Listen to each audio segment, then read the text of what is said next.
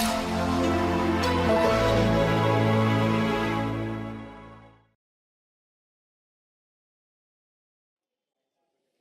good afternoon, all of you.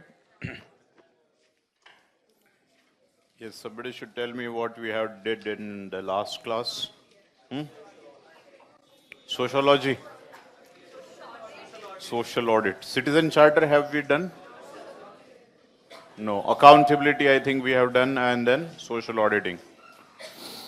Okay, yes, we have in fact started with the probity in governance, then transparency, RTI, accountability, and then some institutions of accountability, social audit. Okay. Now write the citizen charter. Citizen charter.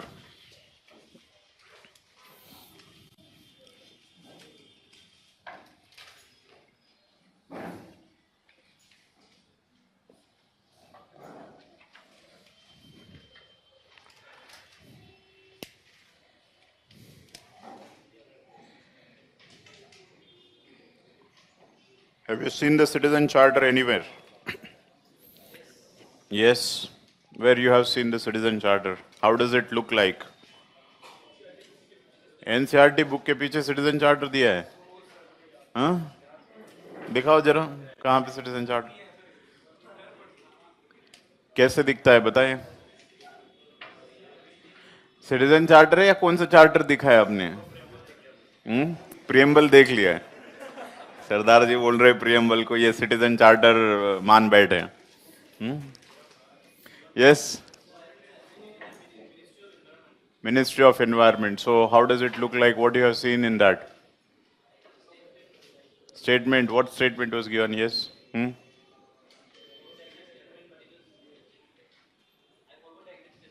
Exact statement you have forgotten. Okay. कितना लंबा था छोटा था एक statement था बस that's it. हाँ क्या हाँ क्या था आपने साथ में देखा है क्या दोनों ने Government website. Good. So what you have seen? What is it? अच्छा टाइम नहीं मिला देखने का हाँ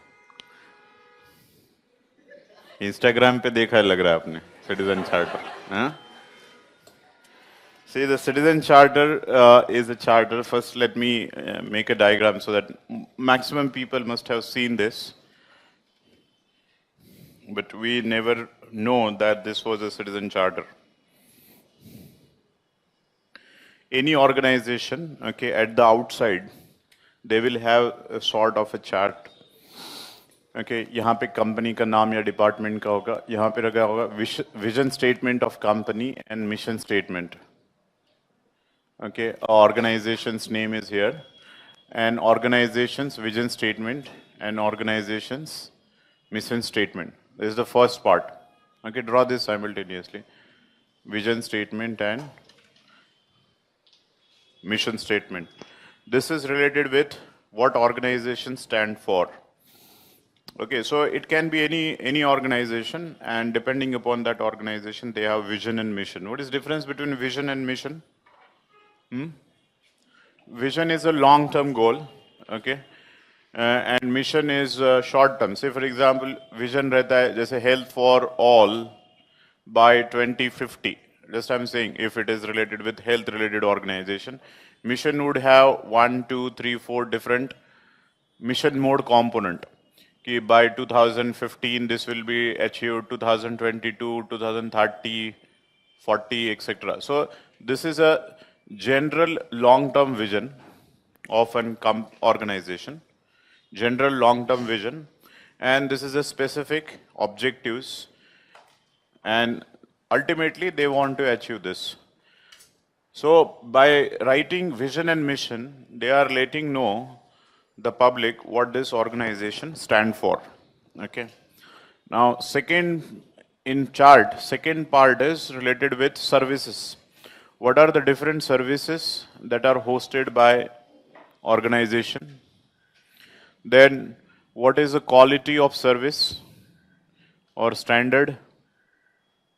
What is the time interval within which you can expect a particular service?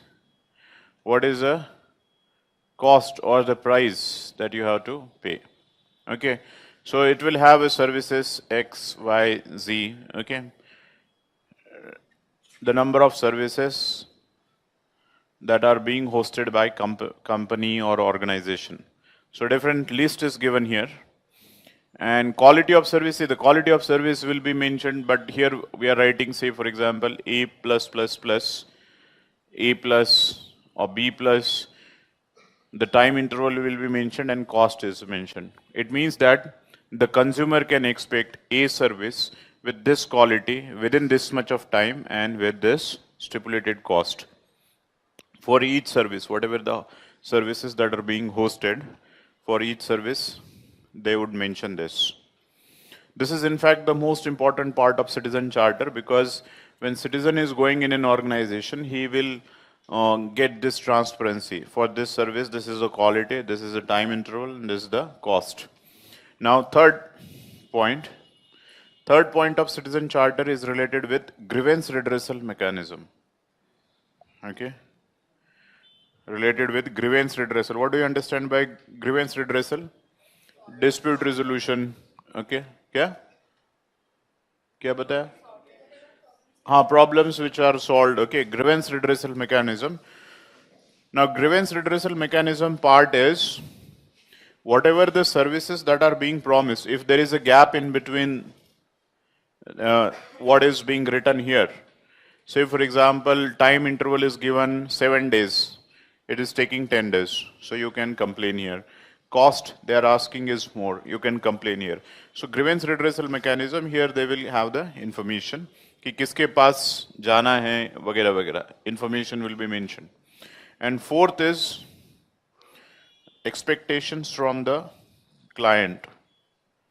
Expectations from client or citizens. Expectations from client.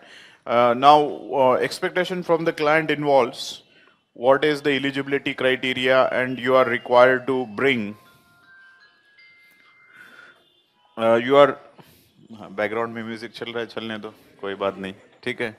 Expectation from the client is what are the documents, minimum documents you should ensure so as to enjoy the different services. Quite possible some service is available only for below poverty line, some services for the homeless के लिए कोई scheme है, तो whatever the required and stipulated documents that you should borrow so as to avail the benefits.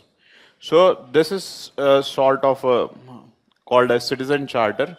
In other words, this is a document of promises made by the organization with respect to the citizens, and this is something that you expect from the organization. So now this idea of citizen charter is to increase the efficiency, effectivity, transparency, and accountability of public service delivery, to increase the credibility of government promises, so that what we are promising is not just on the piece of paper, but we are ensuring that whatever is being written is provided to you, because there is a grievance redressal mechanism. Okay, so this is a sort of a document or a contract or promise in between the government and the public, and public, by looking at the citizen charter, can decide about the organization. Okay, now write something about the citizen charter.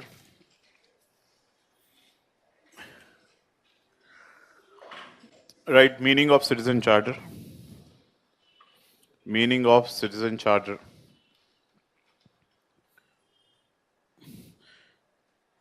Citizen charter is a document of commitment. Citizen charter is a document of commitment of an organization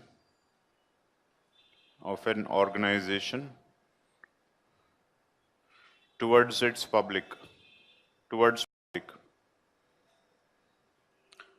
Document of commitment of organization towards its public.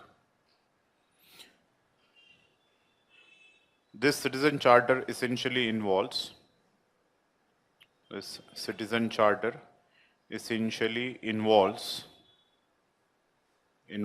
four different things.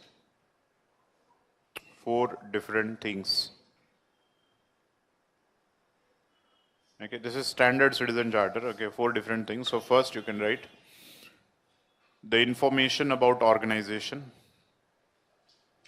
the information about organization, the information about organization. Okay, dash करके लिखो उसके आगे. This is reflected in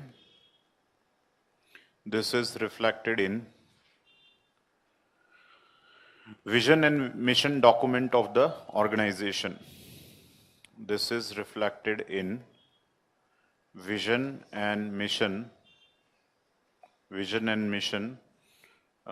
document नहीं, vision and mission statement of organization. Vision and mission statement of organization. लिखना है तो लिख सकते हो. Vision is a long-term goal. Vision is the long-term goal of organization or the ultimate objective of organization, whereas the mission is time-bound specific goals.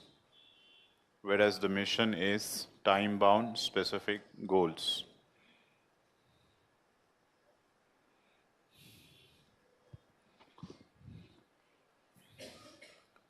Okay.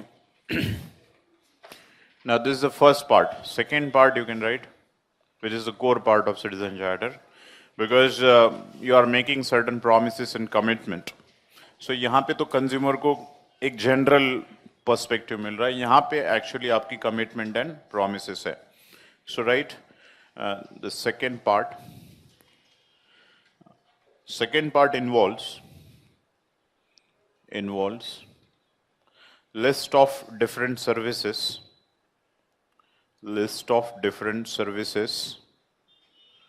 that are being hosted by organization. List of different services that are hosted by organization, along with quality and standard of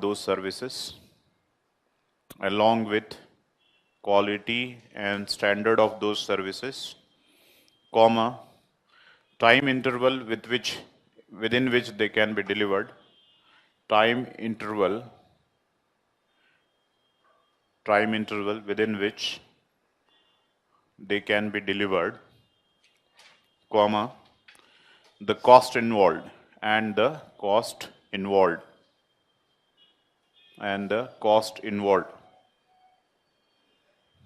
Okay, so this is for each service. Every service you will have the quality, time and the cost. Now it's quite possible, again depending upon what kind of organization, कहीं पे quality हो भी नहीं सकती है या हो सकती है. जैसे सर्टिफिकेट लेना है आपको तो उसमें कुछ क्वालिटी का नहीं है. Say for example you want a land certificate, so there is nothing like a quality in that, so it's simply a time and the cost. So yes, so this is the second part of citizen charter. लेकिन वही hospitality वगैरह है तो वहाँ पे कैसे रहेगा? जैसे हॉस्पिटैलिटी इंडस्ट्री में रूम्स है, एसी, वाईफाई एंड हाँ यहाँ पे नॉन एसी, ऐसे ऐसे कुछ रहेगा. मतलब समझ में आ रहा है क्वालिटी वाइज. अब क्या लिखो? Third part of the citizen charter. This is related to grievance redressal mechanism. This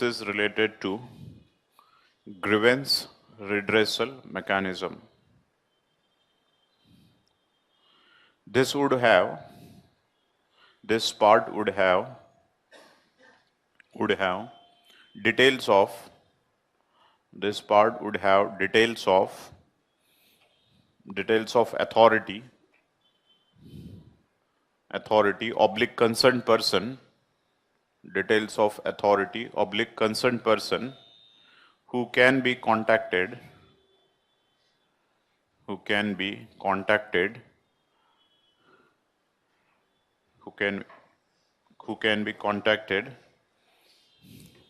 when citizen face any problem with respect to implementation of citizen charter or implementation of services. Okay, implementation of services. In bracket लिख सकते हो या continuation में लिख सकते हो. GRM or grievance redressal mechanism will ensure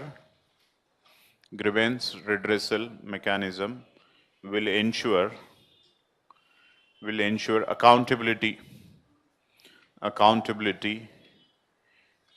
of promises made in the second part. Accountability with respect to the promises made in the second part of charter. Promises or the commitments that are made into the second part of charter. So it means that if there is any gap or discrepancy between what is being promised and what is being delivered, so you can contact a person and this the solution will be provided to you. Now this typically involves like contact number or any, this is an in-house mechanism. That is the thing which you have to understand. In-house in the sense that there is no consumer protection code, there is no general code you have to go. The same organization will have a small cell. If you are feeling any problem, okay, with respect to implementation, then you can avail this grievance redressal mechanism. In fact, I have said this quote many times, covenant without sword are nothing but words. So if you are promising something and you are not creating a mechanism for its accountability, then it's of no use. So unless and until there is this sort of a deterrence and accountability for the citizen charter. Next, in fact, this also is a promise by them only. Okay, something they are promising, and they are also saying that if we are fail on our promises, we will only be redressing those grievances. The last is fourth, that is expectation from the client or consumer.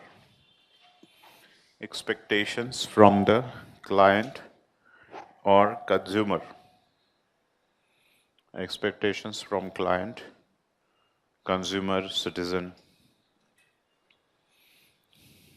This involves details of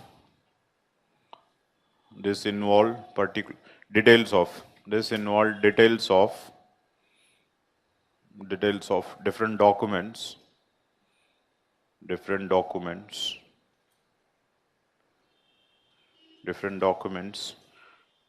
to be submitted by citizens to avail particular service. Aadhaar card, PAN card, whatever the card is.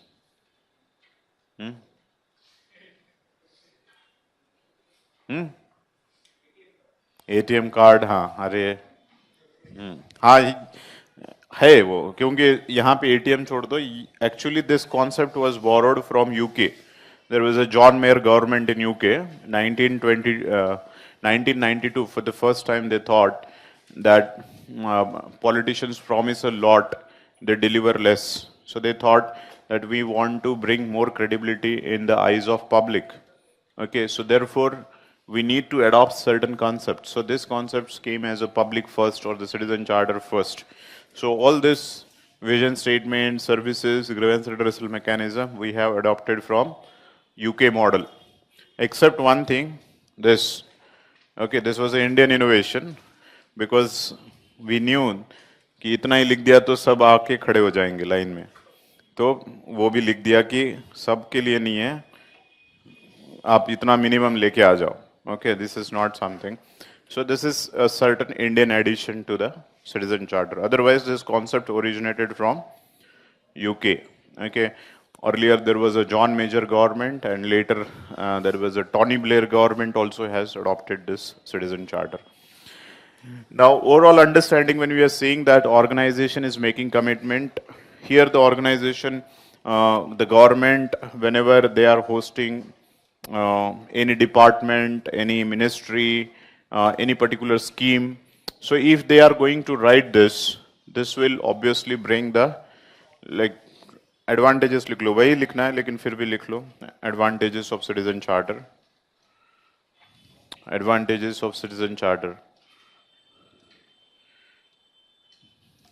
It will bring transparency,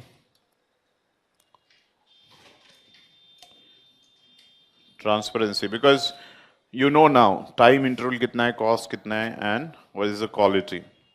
Then second, accountability with respect to public service delivery. Second, accountability, because if they do not deliver, then there is grievance redressal mechanism. In bracket you can write grievance redressal. Now किसी चीज की अगर transparency and accountability increase हो जाती है तो effectivity and efficiency will increase. Okay. Third is effectivity and efficiency of public service delivery. Effectivity and efficiency of public service delivery. Then next is obviously efficiency increase हो रही है मतलब reduction of corruption. Reduction of corruption with respect to public service delivery. Fourth, reduction of corruption with respect to public service delivery. This also, like people will go see grievance redressal jayenge, this will increase the people's participation. Okay, this will ensure the people's participation, people's awareness, empowerment, etc. ये सब good governance के point है. So this is one of the organ or mechanism of delivery of good governance. People's participation, public awareness, public empowerment, etc. So these are the advantages of grievance redressal. Citizen charter. Now, if you see this, this idea has originated way back in 2006 onwards, when the journey of RTI also started, almost in 2005. Parallelly, around the same time, the concept of citizen charter also brought in Indian government. But 10 years of experience of RTI and citizen charter, we see that people are not even aware about the citizen charter. Okay, so there are number of reasons for failure, because RTI, every single person know about it, etc., etc., heard of it, used it, etc. But here the citizen charter has failed to take off the ground, okay, and it has reduced into a mere formal exercise, and nothing substantial progress has been made with respect to the citizen charter. That's why I asked how many of you knew the citizen charter and have seen it. The blame was not on you. Blame is because this concept has not been very much popularized. Okay, and there are reasons. So we are going to see what has been the experience so far and the reason for failure of citizen charter. So write the heading now. That is experience from the past. Experience from the past. Experience from the past. Oblique लिखो reasons for failure. Oblique reasons for failure. Okay, surveys conduct किए गए कि क्यों fail हुआ, तो उसके data consolidate किया गया, reporting के बाद they have gone into analysis of this. Now, first write general points and then specific points you can write. Citizen charter, by and large has failed to, citizen charter by and large has failed to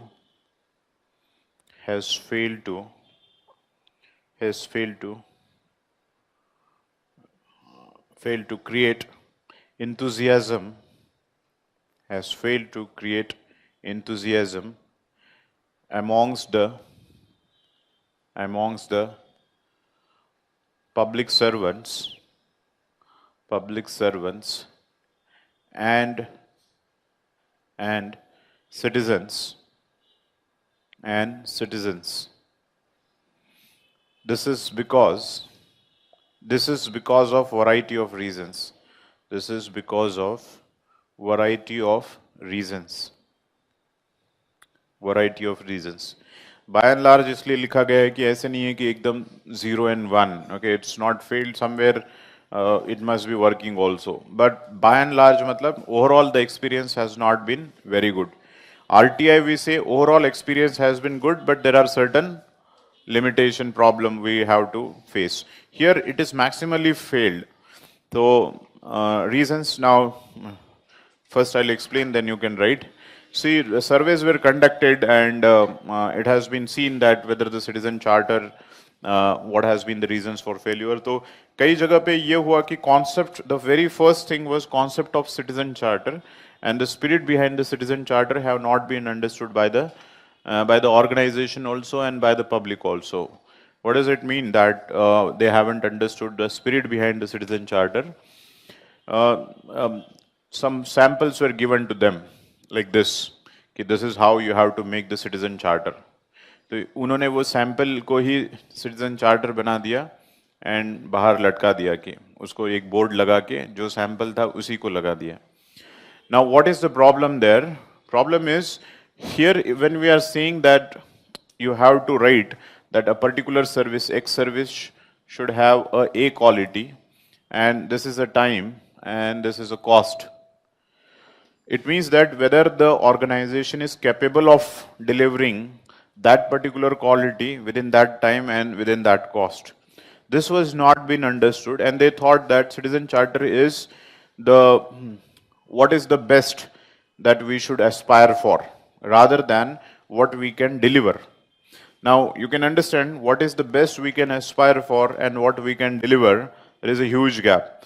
So in many of the citizen charter, maximum citizen charter, it has been found that they have written all lofty goals, what they should be doing. Okay, and there was no mechanism to introspect what organization can deliver. Okay, so most of the times the lofty goals were written in the citizen charter, and therefore since you have written some lofty goals, which is not your organization's capacity to deliver, so naturally they are going to be bound to be a failure because there will be a gap in between what is written and what you can deliver. So concept ही नहीं समझ में आया तो उन्होंने सब वो lofty goals लिख लिए. Second thing is one size fit all approach they have adopted. One size fit all approach like banking sector है, health sector है, industry sector है, corporate, any sector, they have simply googled something, what is about this, what we can write. So something best they have put it and they have put on the paper. Okay, या फिर उन्होंने क्या किया, ministry का citizen charter निकाला, वही ministry का citizen charter departmental level के ऊपर, डिपार्टमेंट का स्टेट लेवल के ऊपर, स्टेट का डिस्ट्रिक्ट लेवल के ऊपर. So everybody promising the same thing. That is a one size fit all approach. But essentially at every level you have to promise what you can deliver, what is your responsibility and what you can deliver. In fact, no two citizen charter can be identical if the capacity of two organization are exactly identical, then only you can have. Otherwise, depending, here nobody is saying that you should promise the best or ideal. It is only being said that what you can deliver at a given day, you should write only that. Okay, so that's the concept has not been understood and there were many discrepancies with respect to writing of citizen charter and making the process. Second was somewhere citizen charter were there, so employees were not aware of something like citizen charter is there in their offices. Surveys were conducted and employee को कुछ मांगा गया service. So employee have denied them or within a stipulated time they could not respond. So they have been said that you will be now dragged under the grievance redressal mechanism. Now they are getting bewildered. Is there any mechanism like grievance redressal in our organization?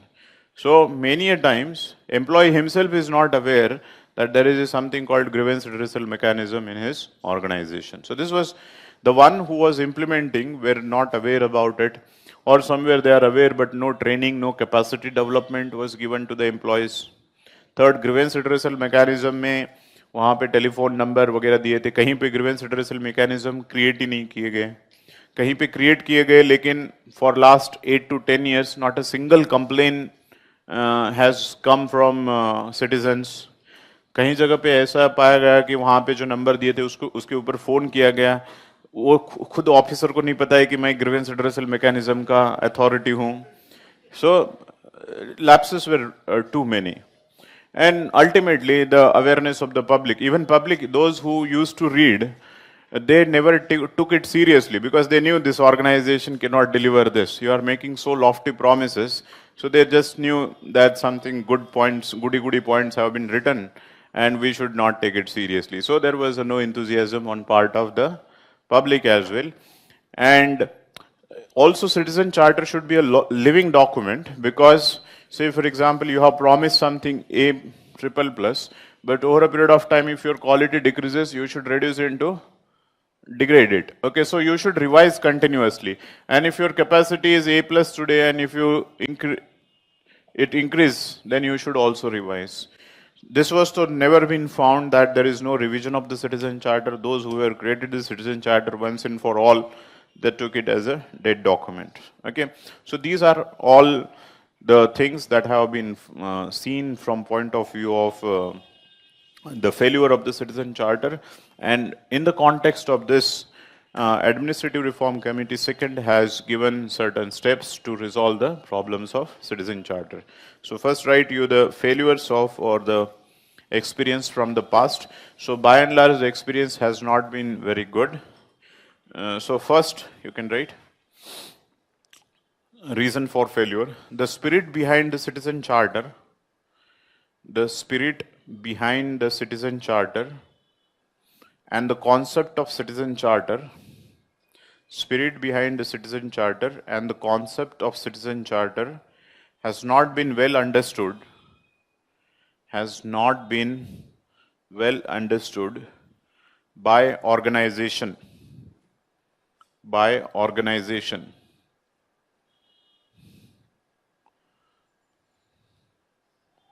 Okay. Organizations have promised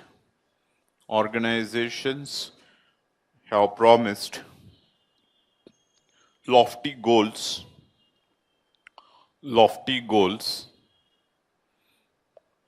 rather than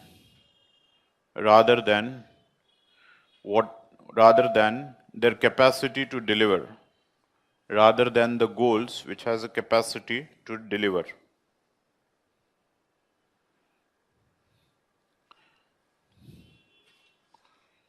Have you understood this point? Okay. So rather than the capacity, they have put some lofty goals. Second thing, you can write. Organization never took any efforts. Organizations never took any efforts to develop the capacity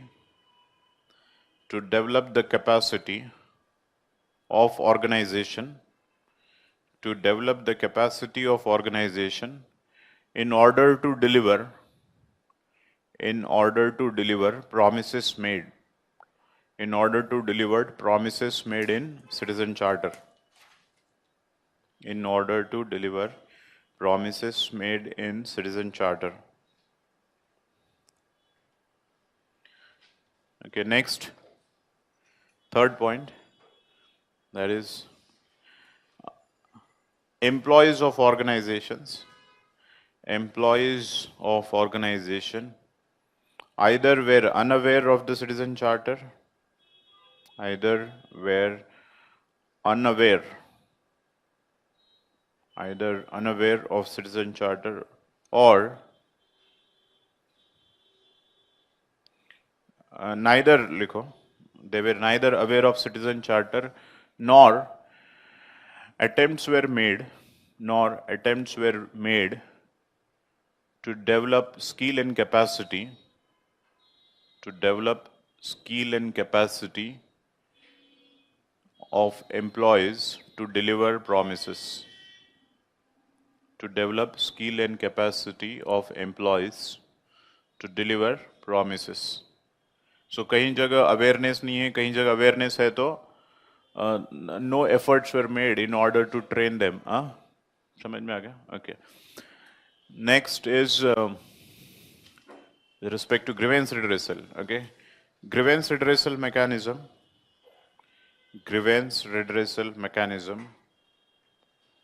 were either absent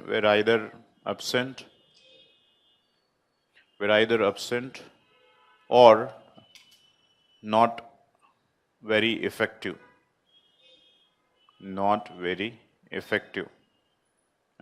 Or from public viewpoint they were not very satisfactory. Okay, कहीं पे है, कहीं पे बिल्कुल नहीं है, कहीं पे है लेकिन फॉर्मेलिटी के रखे गए हैं, people are not satisfied with the grievance redressal mechanism.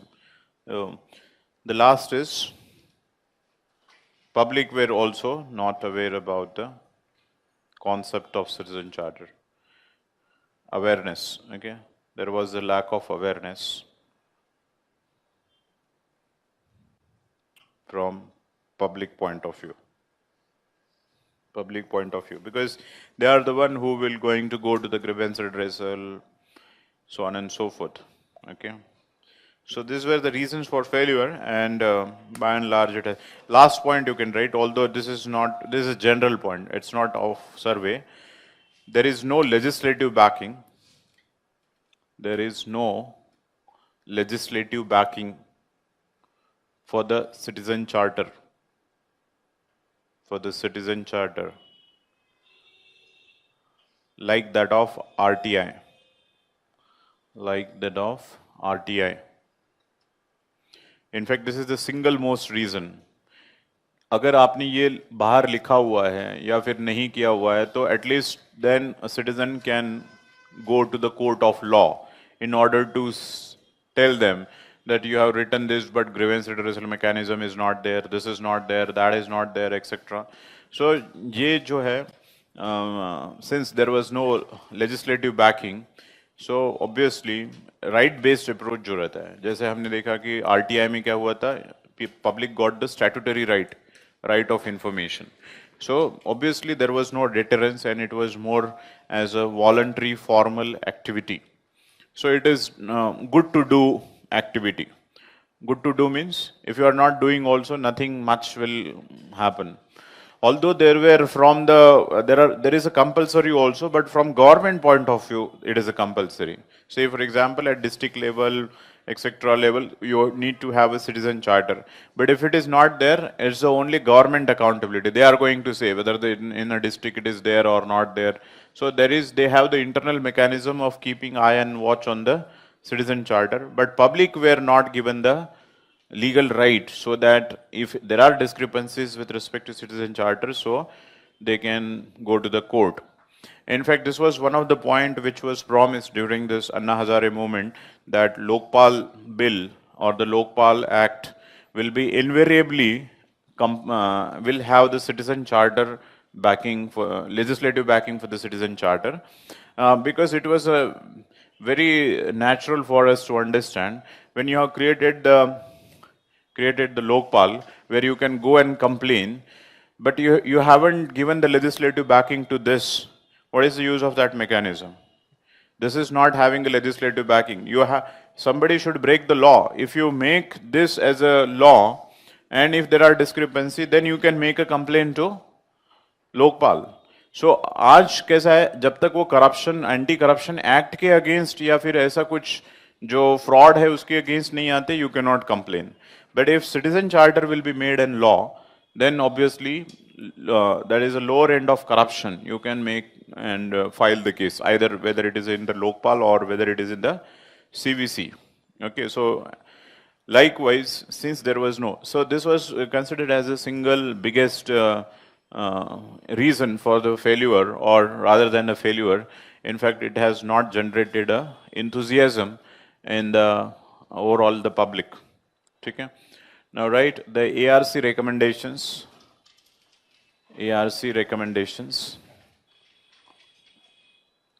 on effective functioning of citizen charter. ARC recommendations on the effective functioning of citizen charter. So, right, ARC second has suggested some of the steps while formulating and implementing citizen charter. Some of the steps while formulating and implementing citizen charter.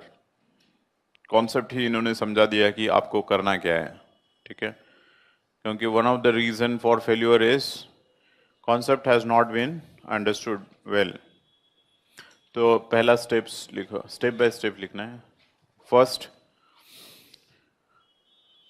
list down the different services. List down the different services that are being hosted by organization. List down different services that are being hosted by organization.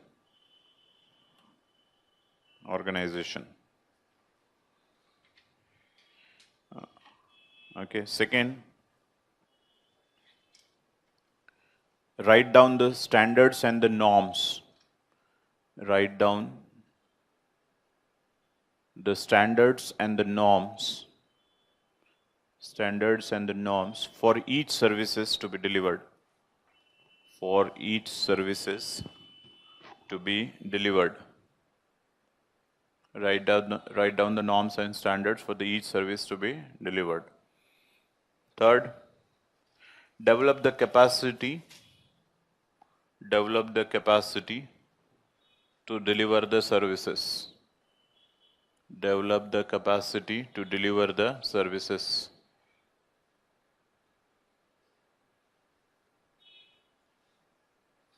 Okay. Next is perform to achieve the promises or deliver the services. Perform to achieve. Achieve the goals, standard services. Next, monitor the things during the performance. Monitor the things during performance. Monitor the things during performance. Next, evaluate the performance against the set standards and norms. Evaluate the performance against the set standards and norms. Set standards and norms. कितने हो गए? 6 हो गए क्या? 6. Next लिखो. Take the feedback.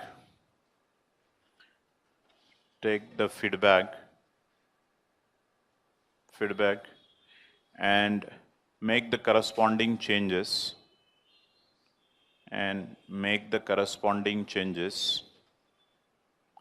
In order to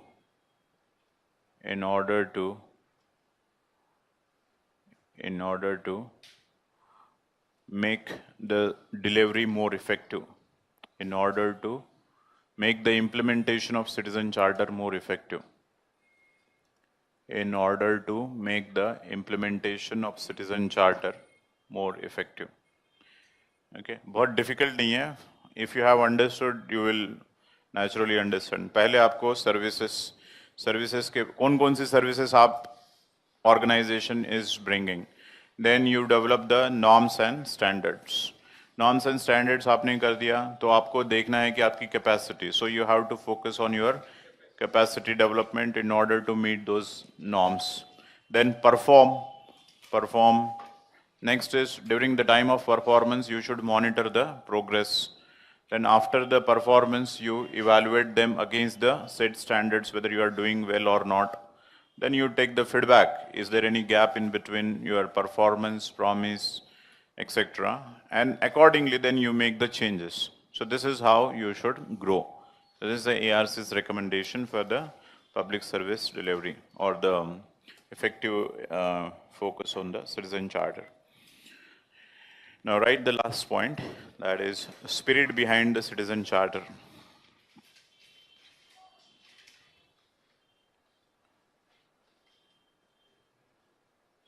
Spirit behind the Citizen Charter. Spirit behind the Citizen Charter. Now this spirit is reflected in the one of the Gandhian quote. So बहुत बड़ा quote है वैसे, लिखना है. हाँ लिखिए. गांधी है रेस्क्यू करेगा सब जगह पे आपको. ठीक है, राइट कोट अनकोट करके लिख सकते हैं. So Gandhi's quote unquote. Consumer is the most important. Consumer is the most important visitor to our premise. Consumer is the most important visitor to our premise.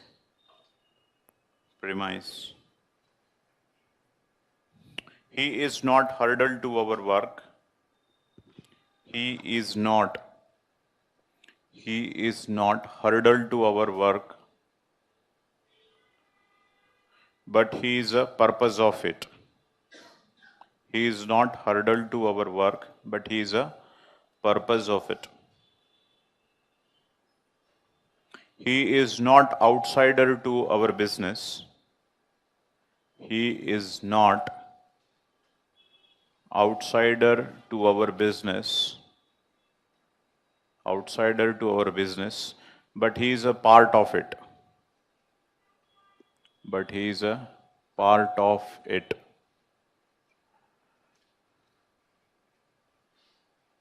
He is not dependent on us.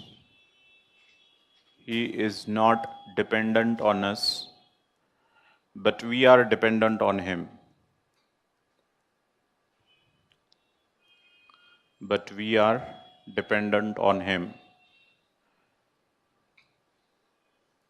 We are not doing him a favor.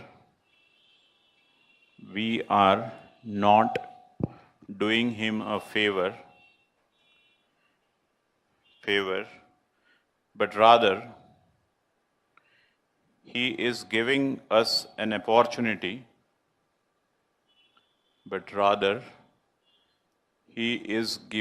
Giving us an opportunity to serve him.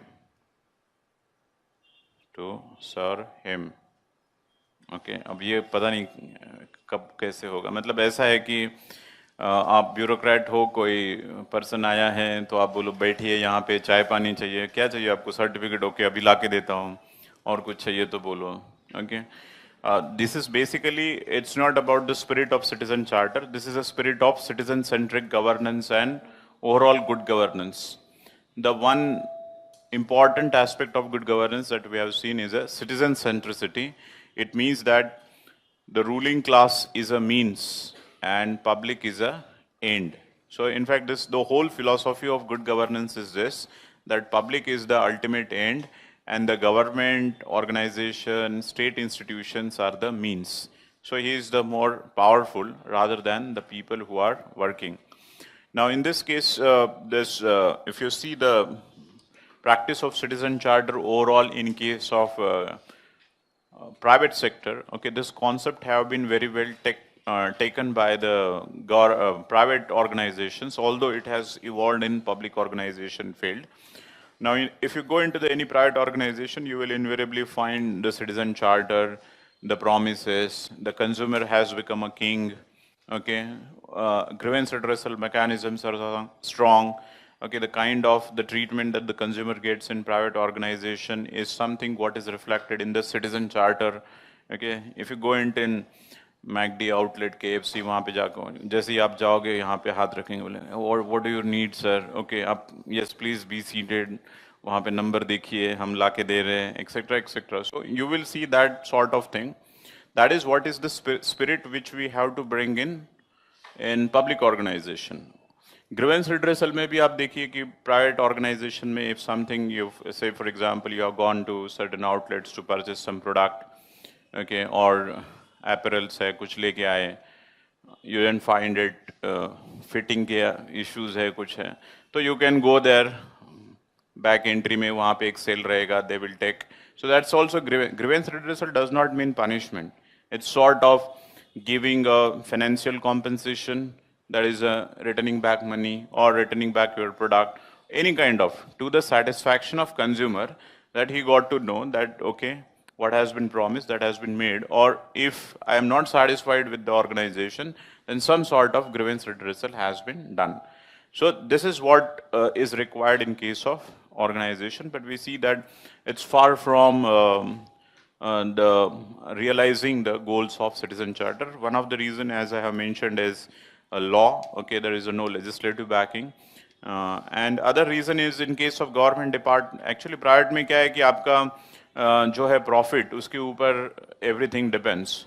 Okay, your salary, your functioning, your quality of delivery, so it's more of a competitive environment. यहाँ पे आप कैसे भी काम करो, first of month salary is going to get deposited, ठीक है. अब लोगों को ज़्यादा काम करो कम काम करो उसकी तो कोई मतलब कदर नहीं होती है, लोगों को लगेगा, या फिर कुछ काम भी नहीं करूंगा तो उतने ही पैसे आने वाले हैं. So that's all. Yes, because in case of private organization it get reflected immediately in the organization's profit and the quality of delivery. There is a competition also. So ultimately then what is required? What is required is a spirit. What is required is again those foundational values. If you are dedicated, then you will work more wholeheartedly. Otherwise there will be, see, there is a limit what the code of conduct and the law can do. Ultimately the spirit has to be calm. That's why the spirit has to be this one.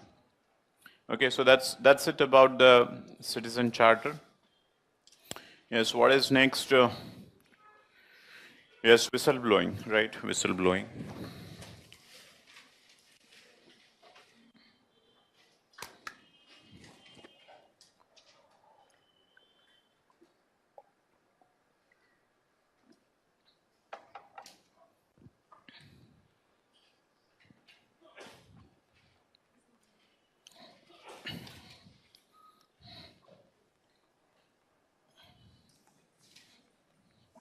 Moral whistleblowing है ये.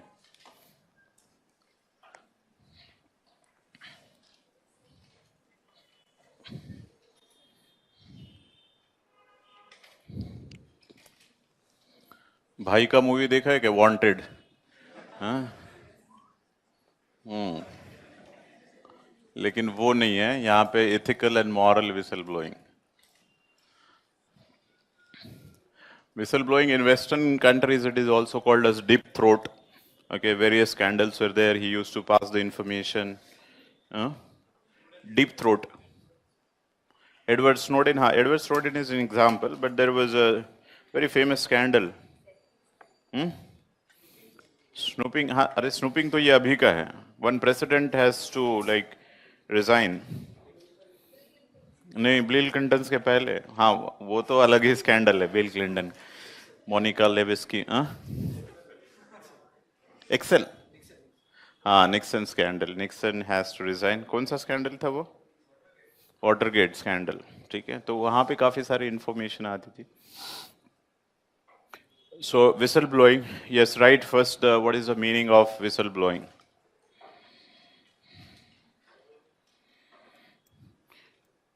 Nixon की भी अपनी Monica Lewinsky थे. Richard Nixon, John F. Kennedy, Marilyn Monroe. Okay, they are very famous. America is colorful. Okay. Whistleblowing, yes. क्या है whistleblowing? Write the meaning. थोड़ा सा moral लिखो जरा. Whistleblowing is raising the voice. Whistleblowing is raising the voice against the wrongdoings and misconduct happening within organization. Raising the voice against the wrongdoing or misconduct happening within organization. Happening within organization. The one who blows the whistle, the one who blows the whistle is known as whistleblower. The one who blows the whistle is known as whistleblower. Whistleblower. Next line लिखो. Whistleblowing is an important mechanism of whistleblowing is an important mechanism of exposing the corruption. Exposing the corruption or oblique wrongdoing. Important mechanism of exposing the corruption or the wrongdoing.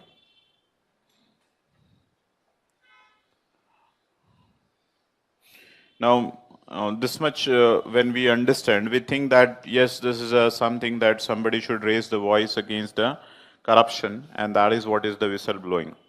Now, beyond this, when we say about the whistleblower, when something wrong happens, say for example, you got to know that today some wrong has happened. Now you blow the whistle. What are the considerations that will come into your mind if you think of blowing the whistles against the organization? Is there anything that you will think of? Punishment or victimization? Why punishment for whom? The one against whom you are blowing the whistle, or for the whistleblower? What is the rationale for punishment? Hmm?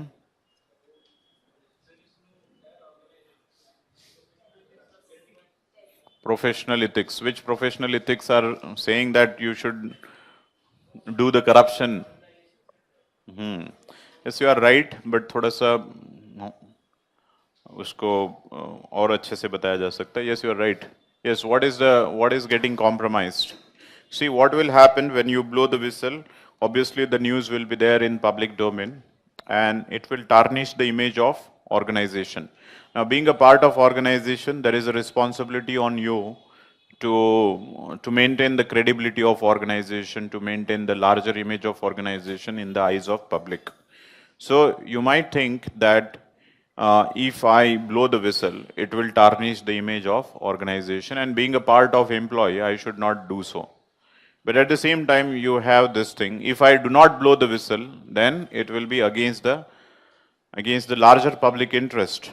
So this is the so whistleblowing is not that simple. Okay, the whistleblower has to pass through the different dilemmas, ethical dilemmas, and in fact, even when you have done something in the larger interest of public, maybe the organization will punish you, harass you, suspend you, transfer you, or if it is a bigger government, it may kill you also. Okay, threat to the life. Okay, that case of Satyendra Dubey, Manjunath, we have seen the many cases in the last one or twice. I must have mentioned these names. Okay.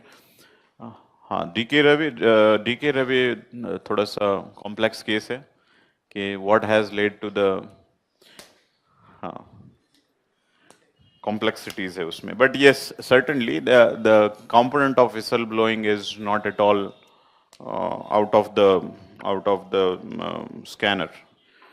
Apart from that, there are certain things more.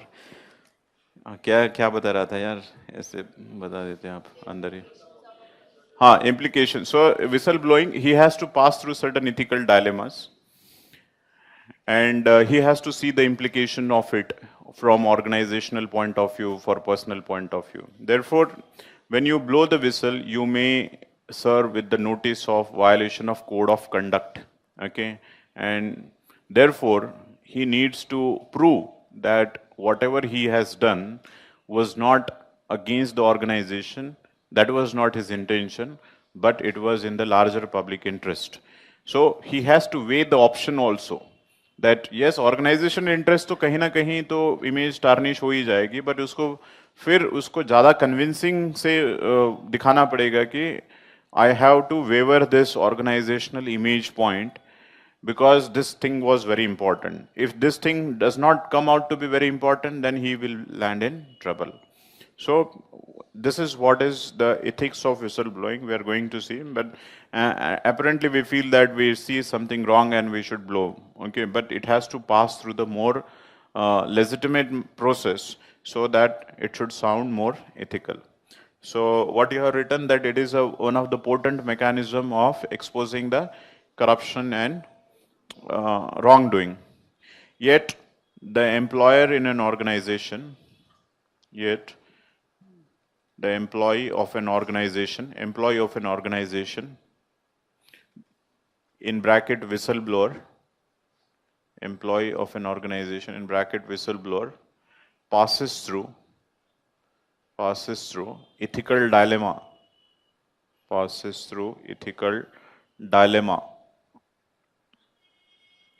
before exposing the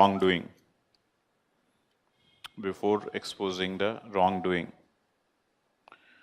Now write the heading, ethics of whistleblowing.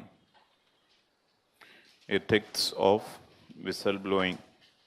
Whether it is good, bad, it depends upon which factor and what is the ethical dilemmas. Okay. First is ethics of whistleblowing में हम इसको 3 parts में कर रहे हैं. First is we are going to see what are the ethical dilemmas that the whistleblower goes through. Second, we are going to see what are the good whistleblowing, what are the features of good whistleblowing, and then finally we are going to see what are the ethical values that comes into play in whistleblowing. So first, write ethical dilemma of whistleblower. Ethical dilemma of a whistleblower. Ethical dilemma of a whistleblower. Okay, so first ethical dilemma.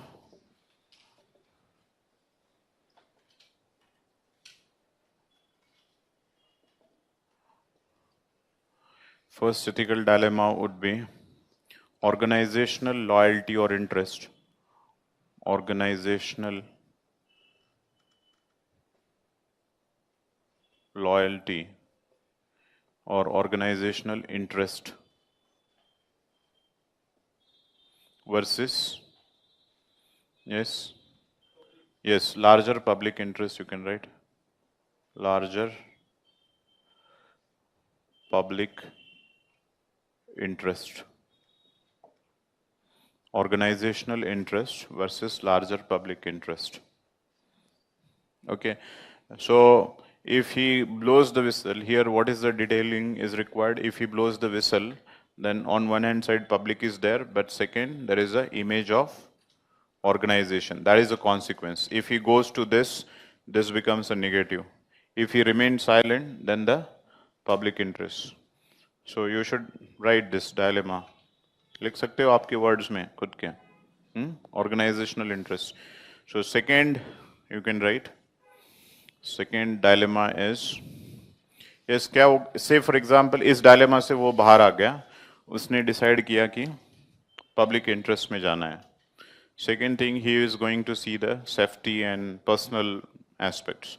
So second is with respect to personal safety and security.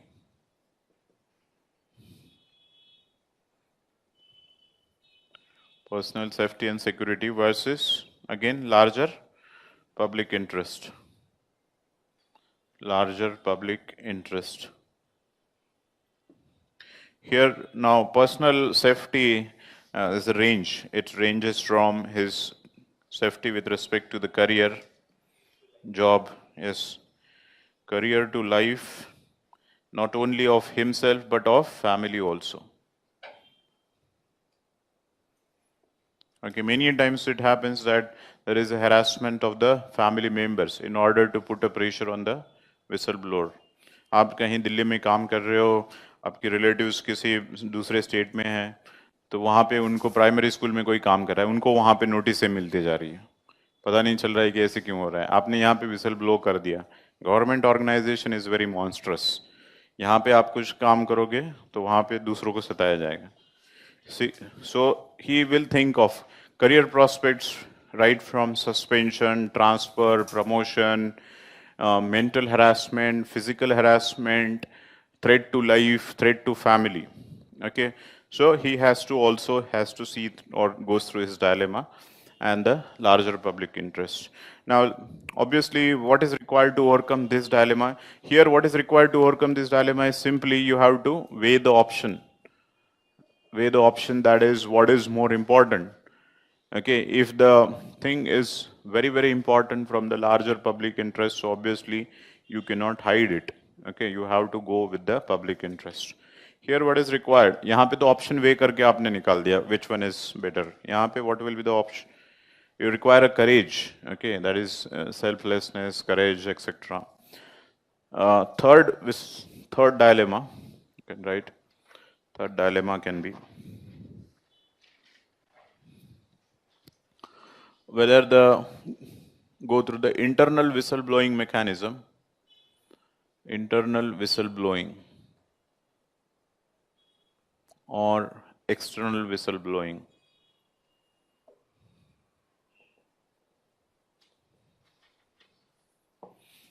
Once you have decided, now I have to blow the whistle. So, internal and external. What is this internal and external? Yes, this is internal whistleblowing is within organization.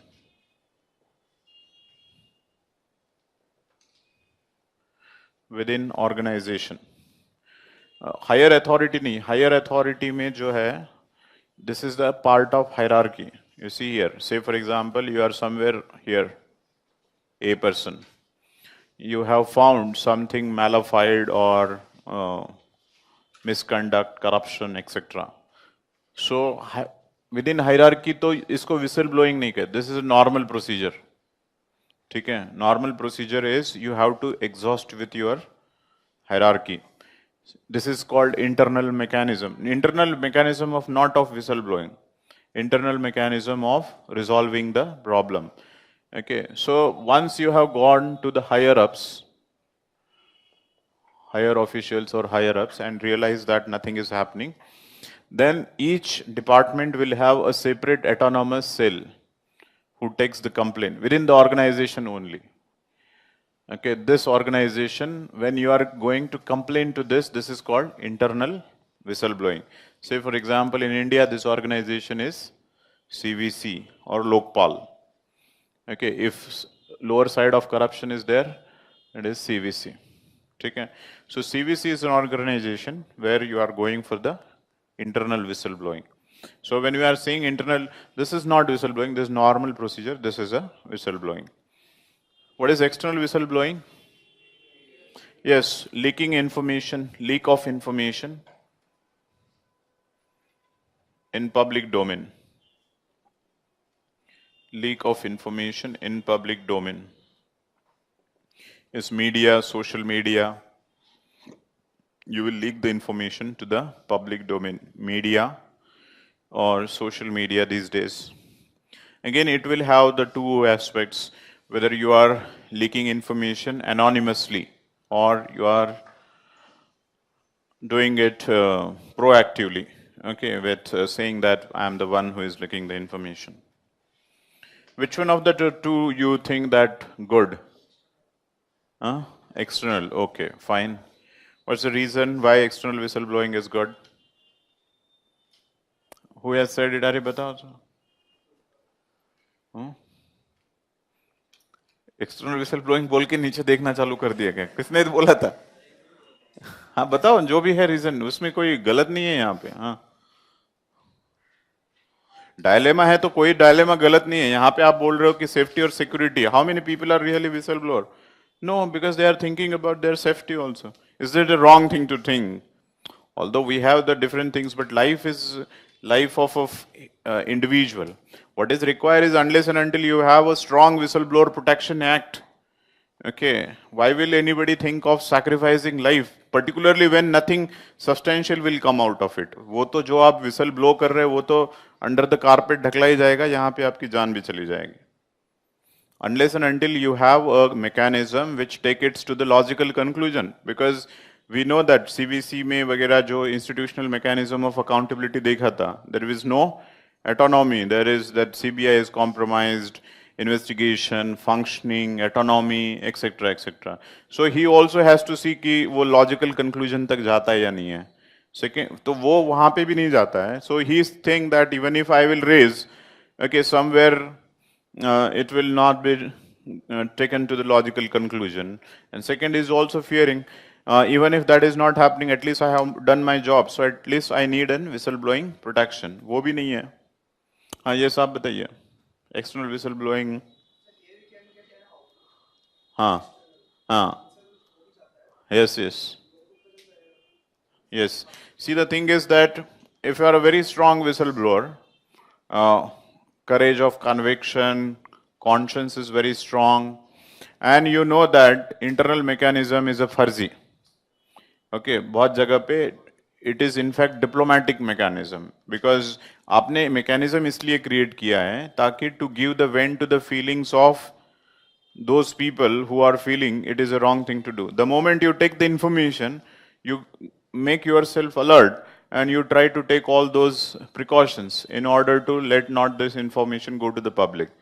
6 महीने के बाद इसको transfer कर देते हो, immediate नहीं करते हो because it will create a lot of suspicion. And then, so a whistleblower, based upon the past experience, is thinking that if I give the information to the internal whistleblowing, then there is no use of it. It is as good as वो information को दबा देंगे. That is putting below the carpet, जिसको बोला जाता है. They will not take any action also, and they will not let it come to the public also. So he sees the effectivity. If the internal whistleblowing mechanism is not effective and he wants that this information has to be there in public domain, so he goes directly to the external whistleblowing. And internal whistleblowing का क्या advantage है? अगर mechanism आपका बहुत robust है, उसकी credibility है, उसकी ऑब्जेक्टिविटी है, उसकी इम्पार्शलिटी है, हिस्ट्री में आपके मैकेनिज्म ने ये दिखाया है कि whenever the information is given, it has been taken to the logical conclusion. So people will go for it. Apart from this effectivity thing, what other things will be considered between the internal and external whistleblowing? हाँ, so यहाँ पे जो dilemma है आपका, कहीं ना कहीं इसके बीच का आपको रास्ता मिलेगा कि मुझे विसल ब्लो तो करना ही करना है, बट एकदम मैं इंफॉर्मेशन पब्लिक डोमेन में डाल के ऑर्गेनाइजेशन की इमेज को टार्निश नहीं करूंगा. I will give my organization first chance to rectify the problem. So on one hand side, जो wrongdoing थी उसको भी address कर रहा हूँ. At the same time, I am giving a chance to the organization so that matter should not go into the public and the credibility of organization will not be at stake. At the same time, problem will also be resolved. So these are some of the consideration that he goes through. So, have you understood this ethical dilemmas? What are the different ethical dilemmas? General जो protocol है civil services का, वो protocol है कि आपको internal whistleblowing को पहले exhaust करना पड़ता है. Otherwise, if you go to the external whistleblowing, you will be served notice for the violation of code of conduct. However bad the internal whistleblowing in India is, okay, civil servant has to first give a chance to the internal mechanism, and that's why the whistleblowing has not been so popular in India. The moment you go to the internal mechanism, nothing actually comes out. आज तक CVC ने ऐसे कोई landmark case नहीं है कि India में इन्होंने करप्शन निकाला है. सीवीसी के थ्रू कोई करप्शन आया क्या? कैग जो कि पोस्ट मार्टम रिपोर्ट जिसको बोलते हैं हम सब कुछ, that CAG has at least unearthed some of the scams, like during the tenure of Vinod Rai. Okay, all the scams nearly during the time of UPA government. Okay, so UPA government की जितने भी scams थे, almost they were unearthed by not by CVC but by the CAG. So यहाँ पे जो है ineffective है, फिर भी आपको प्रोटोकॉल या जो कोड ऑफ कंडक्ट है आपको इंटरनल मैकेनिज्म से ही जाना पड़ेगा, and then you can think of the going for the external if nothing will come out of it. Okay? In fact, India has a whistleblowing protection act also. It is one of the weakest act, okay, that any democratic country can ever produce. तो उस act के अंदर कुछ भी नहीं है almost. In fact, UPSC has asked last year a question that if the current form of whistleblowing bill is passed, then there will be no one in India to, yes, that is left to be protected or to blow the whistle.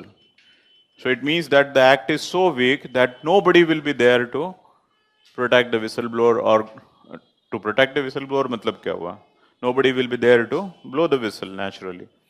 So interestingly, वो जो पहला act UPA ने पास किया था last session of UPS 5 years of 10 years, 5 years में इनको कुछ नहीं लगा. लास्ट ईयर्स में इनको लगा कि करप्शन के ऊपर कुछ ना कुछ करना चाहिए. Lokpal was one, whistle blowing protection act was the second which was passed, which was one of the weak act. This act was not implemented, and this NDA government has further thought that act is a very powerful, so let us dilute some of the provisions. So now the bill has come in order to further dilute the UPA government acts without its implementation. So this is where we see the lack of political will, because ultimately this all whistleblowing is where somewhere these people will come under the scanner, because Lokpal institution has been created, but then the complementary mechanism which is required to strengthen the Lokpal has not been created. So these are the piecemeal approaches or lopsided policies are there unless and until the comprehensive structure is there. जैसे कि आप citizen charter को legislative backing दे दो, फिर Lokpal independent बनाओ, whistle blowing को strengthen कर दो, ताकि जो पहले है कोई सर्विस लेके जा रहा है तो उसको जो सर्विसेज प्रॉमिस किए उसको लेजिस्लेटिव बैकिंग है, then he will raise the voice, he will not have the fear because there is a protection, and then lokpal is something which is autonomous which will independently work. So ये जो है पूरा circle आपका अगर इसमें कहीं एक में भी लैप्स है तो पूरी सर्कल कंप्लीट नहीं होगा. Are you understanding this? Okay. Now write the features of good whistleblowing. Features of good whistleblowing. Features of good whistleblowing. So features may first will be the intention of whistleblower should be good, because many times it has happened that you may with a malified intention to tarnish image of someone. So first, right, the objective of whistleblowing, the objective of whistleblowing should be noble, should be noble. That is, it should be done, it should be done, noble, it should be done, noble और oblique करके bonafide लिखो, जो भी आपको ठीक लगे. That is, it should be done in the larger public interest. That is, it should be done in the larger public interest and not to tarnish image of organization, not to tarnish image of organization or to take revenge, or to take revenge. कई बार होता है कि organisation अब आपको अच्छे से treat करना बंद कर दिया. मतलब क्या था, 20% आने बंद कर दिया, 5% ही मिल रहे हैं. आपको एकदम से लगा कि बहुत करप्शन होता है ऑर्गेनाइजेशन में, तो ऑर्गेनाइजेशन को बदनाम करने के लिए अब आपने विसल ब्लोइंग का सहारा लिया. ठीक है, जाते जाते दिखाई देता हूँ कि क्या. So this should not be the intention. That's the first thing. It should be the larger public interest. It should not be a political vendetta or your personal vendetta, or for that matter, क्या लिखा है? Yes, any kind of bracket में लिख सकते हो. There should not be malified intention, but there should be a bona fide intention. Second, you can write, whistleblowing should be used as a last resort. Whistleblowing should be used as a last resort. Last resort. इसका मतलब क्या हुआ? Yes, that is, it should be used only when, that is, it should be used only when you have exhausted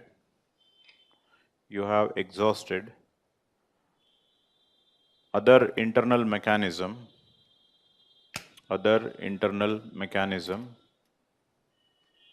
to correct the wrongdoings, internal mechanism मतलब internal whistleblowing नहीं है, ये internal mechanism that is of hierarchy. Okay, next is whistleblowing should be backed by objective evidences.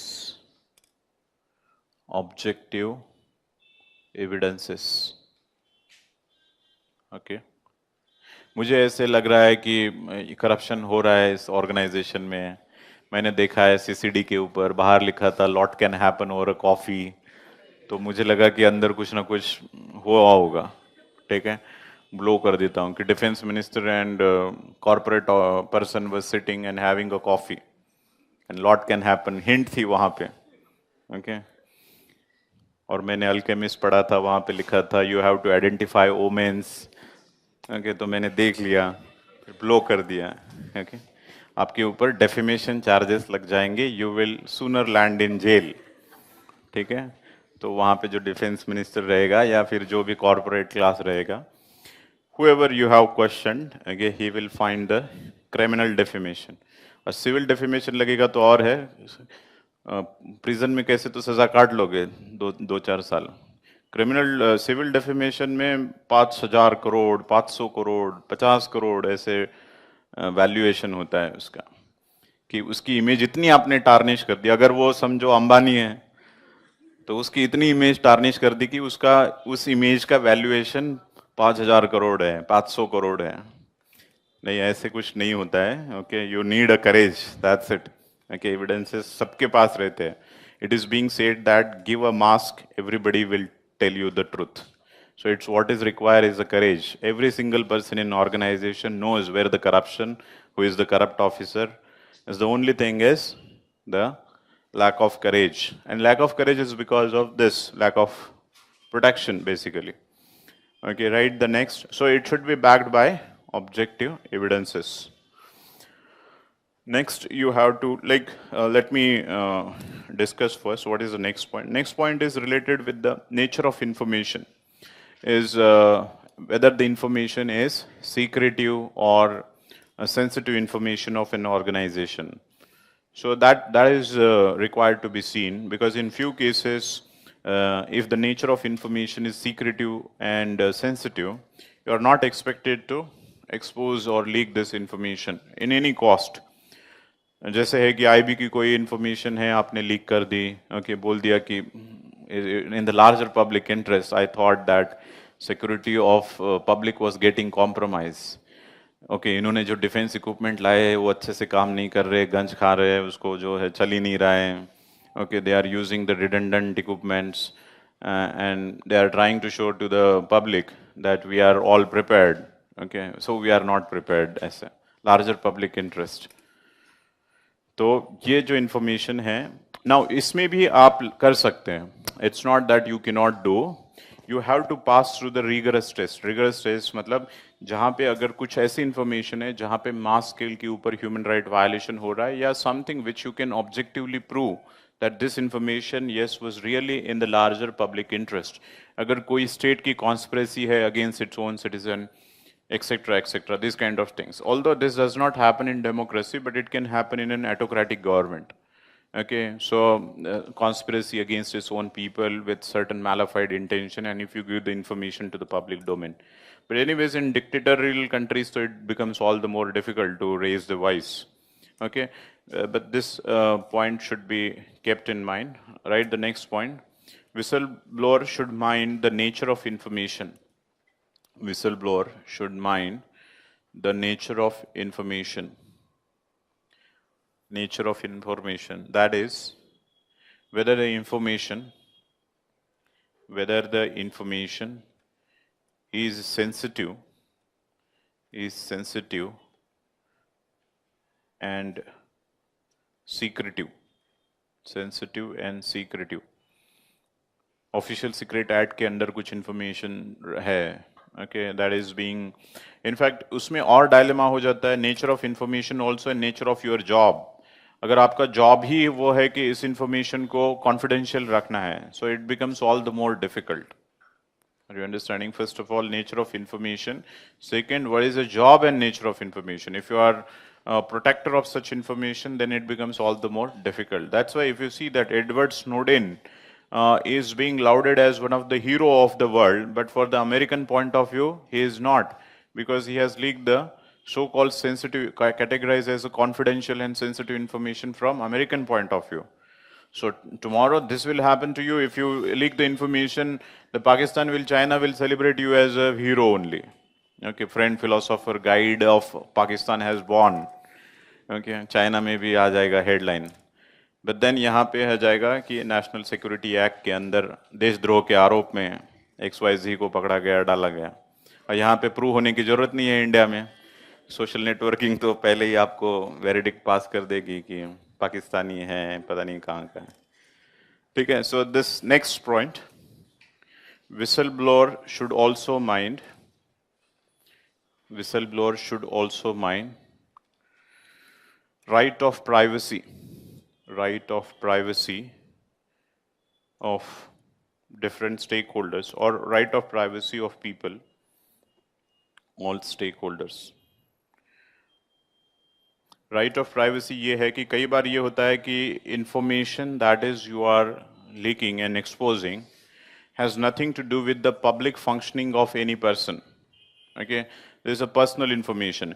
एक XYZ person involve है किसी corruption में और etcetera, और उसका जो है पर्सनल अफेयर आप पब्लिक कर रहे हो, ठीक है, extra marital affairs of XYZ person. Now it has nothing to do with the functioning of his public.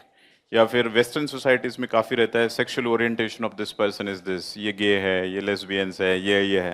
This has nothing to do with the information. But क्या हो रहा है कि उसी पर्सन को आपने आइडेंटिफाई किया और उसकी पूरी इंफॉर्मेशन उसको बदनाम किया जा रहा है. इंडिया में तो आपको करना नहीं है, आपको बस नाम बता देना है, वो इंफॉर्मेशन निकालेंगे क्या क्या इंफॉर्मेशन है. But this is again, you might face a defamation charges in this case also. So ultimately, if you want to be a morally correct on your information, these are the 4-5 points you must understand. First, the right intention. Second, it should be used as a last resort. Third, it should be backed by objective evidences. Fourth, nature of information, sensitive, secretive hai. Still, in last two also, you can do it. Even the right to privacy, any private information also can be exposed, provided that you can establish a link between that particular information, private information, and nature of functioning of his job. Say for example, contract allocation है और आपने कुछ private information link कर दी, and you have demonstrated because of this, ये जो contract allocate उधर क्यों हो रहा था, तो ये ऐसे ऐसे उनका कहानी है करके. So that's also be a possibility. समझ में आया ये? So in last two cases, you just have to go through little more rigorous consideration that whether whatever the information you are leaking, that information is in the larger public interest or somehow related with the public functioning of the officer. ठीक है? So these are the characters of good whistleblowing, and ultimately that is between this particular aspect. Organisational and larger public interest में केवल larger public interest नहीं है, you have to also see weigh the option. That is, कई बार ऐसी होती है कि yes, information is in the larger public interest, but this could have been corrected within the organization, or it was not so important in order to tarnish image. It was a very minor thing. Okay, थोड़ा सा कहीं पे information इधर उधर हो गई है और आपने एक्सपोज कर दी information, because in that case, the harm that you cause to the organization is multiple times larger than what the public interest you are going to serve. Is it fine? Now write the values which come under consideration during the whistleblowing. Ethical values. Ethical values which come under consideration during whistleblowing.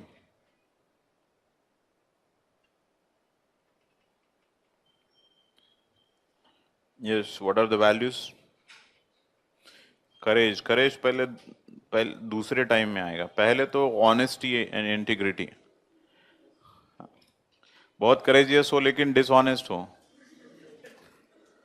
उसमें courage दिखाओगे. First is honesty. First you should know that this is wrongdoing. Okay, honesty and integrity.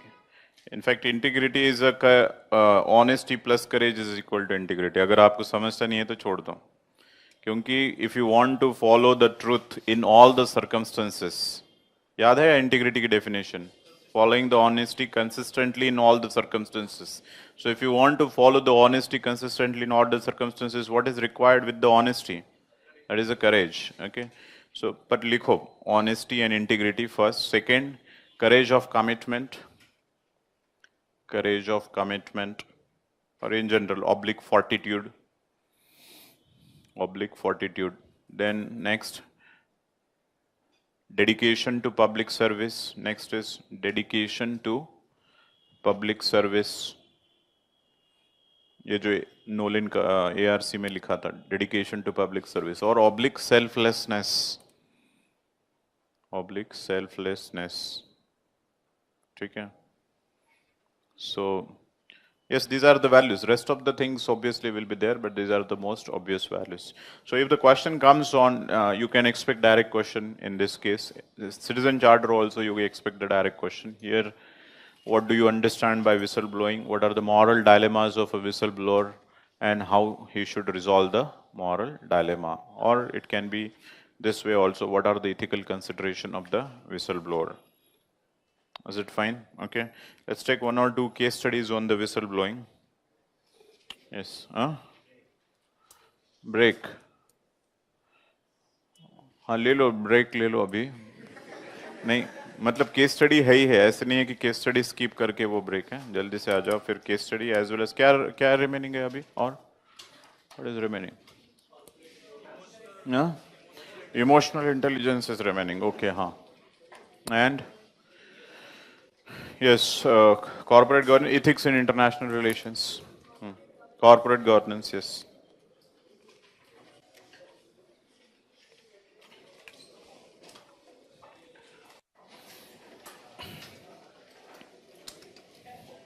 yes let's start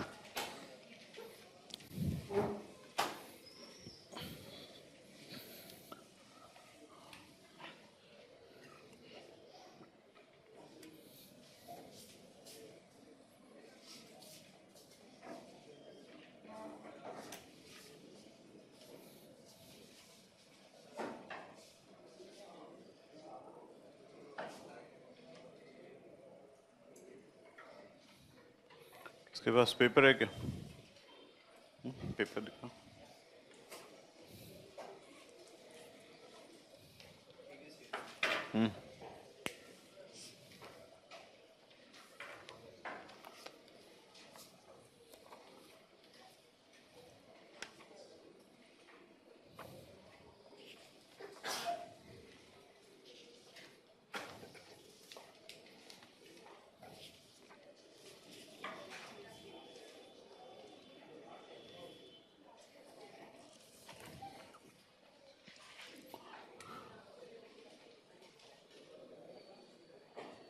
Question number 13, okay, 2014 paper.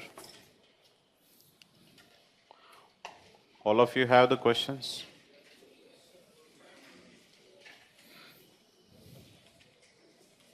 आखिरी दिन तक आपके पास नहीं रहेगा कौन सा पेपर है ये आपका Which year? Last year है 3 साल के बताए थे पेपर हमेशा साथ में रखो जो नया नहीं लाया क्लास के बाहर जाए अभी Okay, listen here now. There is a person called Rameshwar. Rameshwar has cleared prestigious civil service exam. Prestigious civil service examination and very excited to join the services and organization. Now when he joined the organization, okay, after joining, what he is finding is there are many maladministration is within the government and organization. So some information is there. One is there is a misappropriation of fund. Misappropriation of fund. Okay, so all the schemes of organization, some other way leakages are there, fund is being misappropriated. Second is the resource of public are being used for the private purpose. Resources of government. Resources of government are used for private purpose. बच्चों को गाड़ी छोड़ने जा रही है, spouse को pickup कर रही है, मॉल में छोड़ रही है, ठीक है, टोरेंट पे डाउनलोड लगा दिया है आपने, ठीक है, हो रहा है वहाँ पे, सब कुछ ऐसे हो रहा है, वो देख रहा है, ठीक है, resources are being, Rameshwaram is seeing, the fund is being misappropriated, resources are used, The recruitment system, he is also seeing the problems recruitment में. So recruitment में during the examination, cheating is there. There is a aid is provided to specific people. Favoritism is rampant. So if you are seeing every single function and department, he is finding some problem. Okay, this is going, this is growing, this is growing. Recruitment में problems है, resource use, fund utilization, etc. So Rameshwaram is making a complaint to the senior officer regarding all this thing. Okay, that such and such things are happening. So senior officer has responded and said, keep your mouth, eyes and lips. Lips को क्या बोला जाएगा? यह mouth और क्या रहते हैं यार? Eyes, nose नहीं यार. मर जाएगा ना वो. Ears. Okay, उन्होंने पंच सेंसिटिव ऑर्गन्स बताए. माउथ, आइज एंड ये सर मतलब कुछ सुना नहीं है तुमने, कुछ देखा नहीं है और कुछ बोलना नहीं है. Okay. And he is saying that you should remain silent about it. Plus, he is also saying that this everything is happening on the connivance of higher ups. मतलब सबको पता है ऊपर भी, okay, and उनके behest में on the connivance. Connivance means the knowledge and yes, all are involved. So there is no point, and better you should remain silent about it. Now this is what has been told by the senior officer. Now Rameshwar is disillusioned.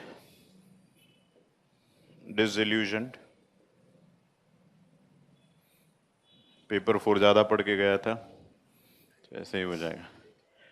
He has come to you for advice. He has come to you for advice. Now write the questions. What are the options?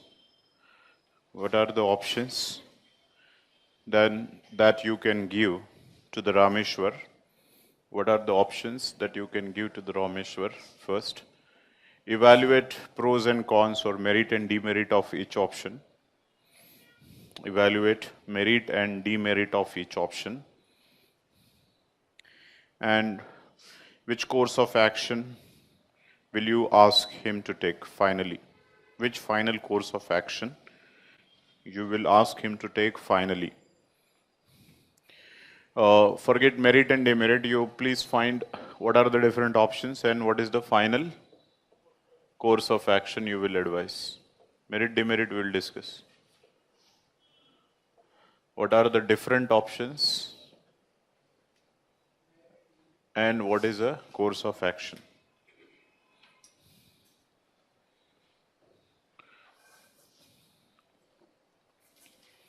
I hope the case is clear.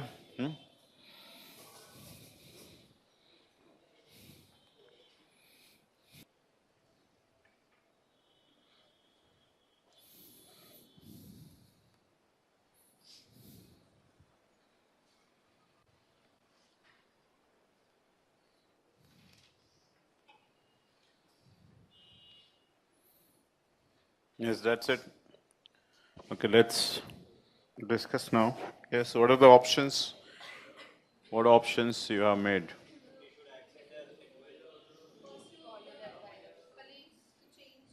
Pursue the colleagues to change. पूरा administration है, ठीक है? Okay, हाँ. Good.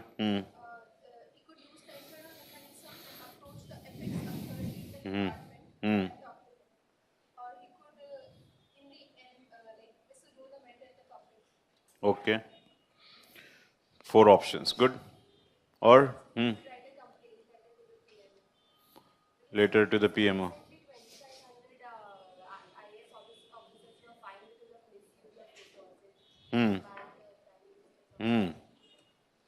हमें तो नहीं पता है. No, I haven't discussed this thing. 25 people have been fired from the job. Okay, anyways, so you tell answer. What is the answer? file a complaint to the PMO. That's it. All the options. Okay. Yes. To quit the job. Yes. Fine. Remain silent. बताइए. Remain silent. Maintain the status quo. That's also can be an option. ठीक है. Expose in public wrongdoing. Okay, fine. 3 हो गए. 3 ही बनाए हैं आपके. Issue. Okay, how does it is different from the third, second option, public wala? Acha, warnings individually. Okay, fine. Here the spirit of the question was he was a somewhat not a very higher official because यहाँ पे senior official, but ठीक है, ये भी लिख सकते हैं. Issues this. Yes, any other options that you have made? What is the final course of action?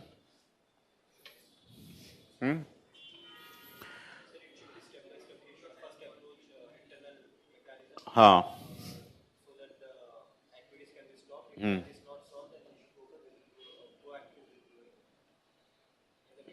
In the media. Okay. Let's make an options now, one by one. You can say worst from the best should be the logical you can help you in understanding. First, ask them to maintain the status quo. Maintain the status quo or listen to the senior official. Remain silent. Remain silent. You have done your job, now let's remain silent. Yes, what is the merit and demerit? Is merit, first merit, what is merit? Yes, safety. Okay, so this is, yes, so there is no danger for his personal safety and it is like listening to the orders of seniors.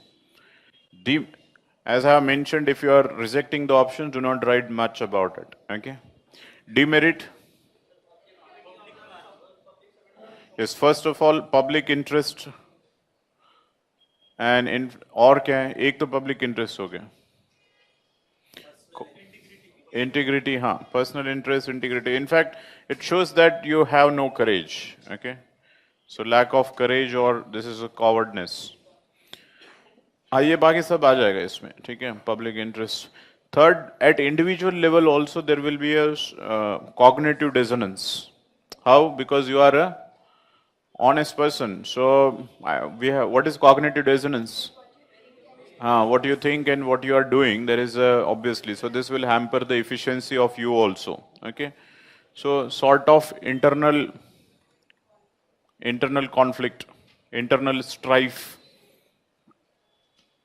or internal conflict of your thoughts, and you may not be efficiently performing on a given case. Second, okay, status quo, let's ask either resign or ask for the transfer. Matlab get out of it. You cannot change it, then ask for the transfer or resign. Merit again, merit is remain the same here. That is, one is he is not getting involved into that is cognitive, yes, security of the thing. Apart from that, any other merit? In between the two, which one is better? First one. Think of. नहीं यहाँ पे वो तो you can do वाला नहीं है अभी. You have here you are accepted. You are not going to do, but you will remain. Second is better. Better at least if you are not changing, at least you are not a part of wrongdoing. वो option नहीं है. I got your point that be remain there and then later on do something नहीं. What we are essentially considering that accept it is the corruption as it is and be a part of it. Keep on doing, matlab be a part. So remaining silent is also a crime when you know that something wrongdoing is happening. So at least this is morally somewhat better. At least there will be a no moral dilemma to continue with it is as it is. If you are not able to change, at least you are getting out of it. समझ में आ रहा है नहीं आ रहा है ये? ठीक है?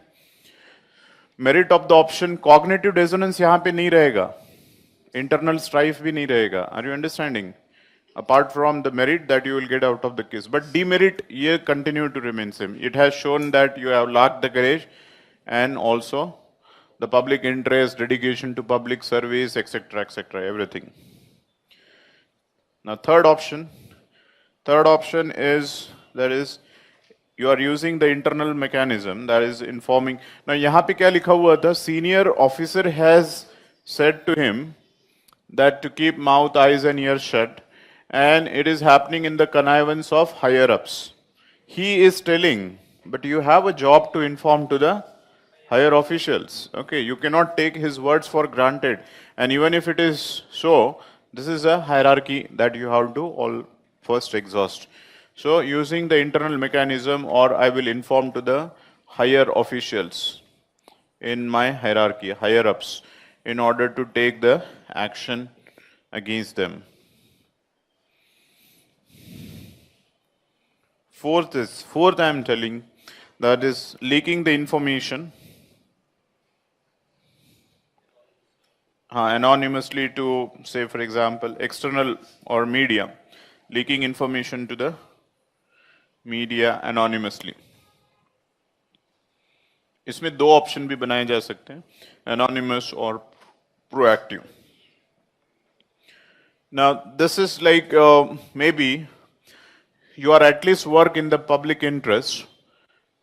That is a merit. Finally, at least something you have done on it. Okay, you have worked in a public interest. But what will be the demerit? Is there any demerit?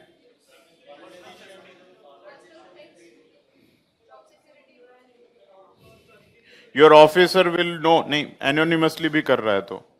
Is there any demerit?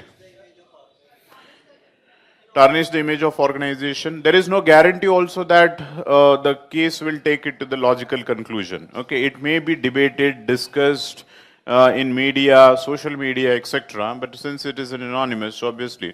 So first of all, that merit is you have exposed the wrongdoing in the larger public interest. But then we have seen external mechanisms के अपने कुछ disadvantages है if you are taking it directly without exhausting the internal procedure. So demerit इसके लिख सकते हो. First of all, it's against the organizational ethics, organizational or code of conduct, that you should have informed the internal mechanism first. Exposing it is it will tarnish the image of organization. Second, and third is there is no guarantee that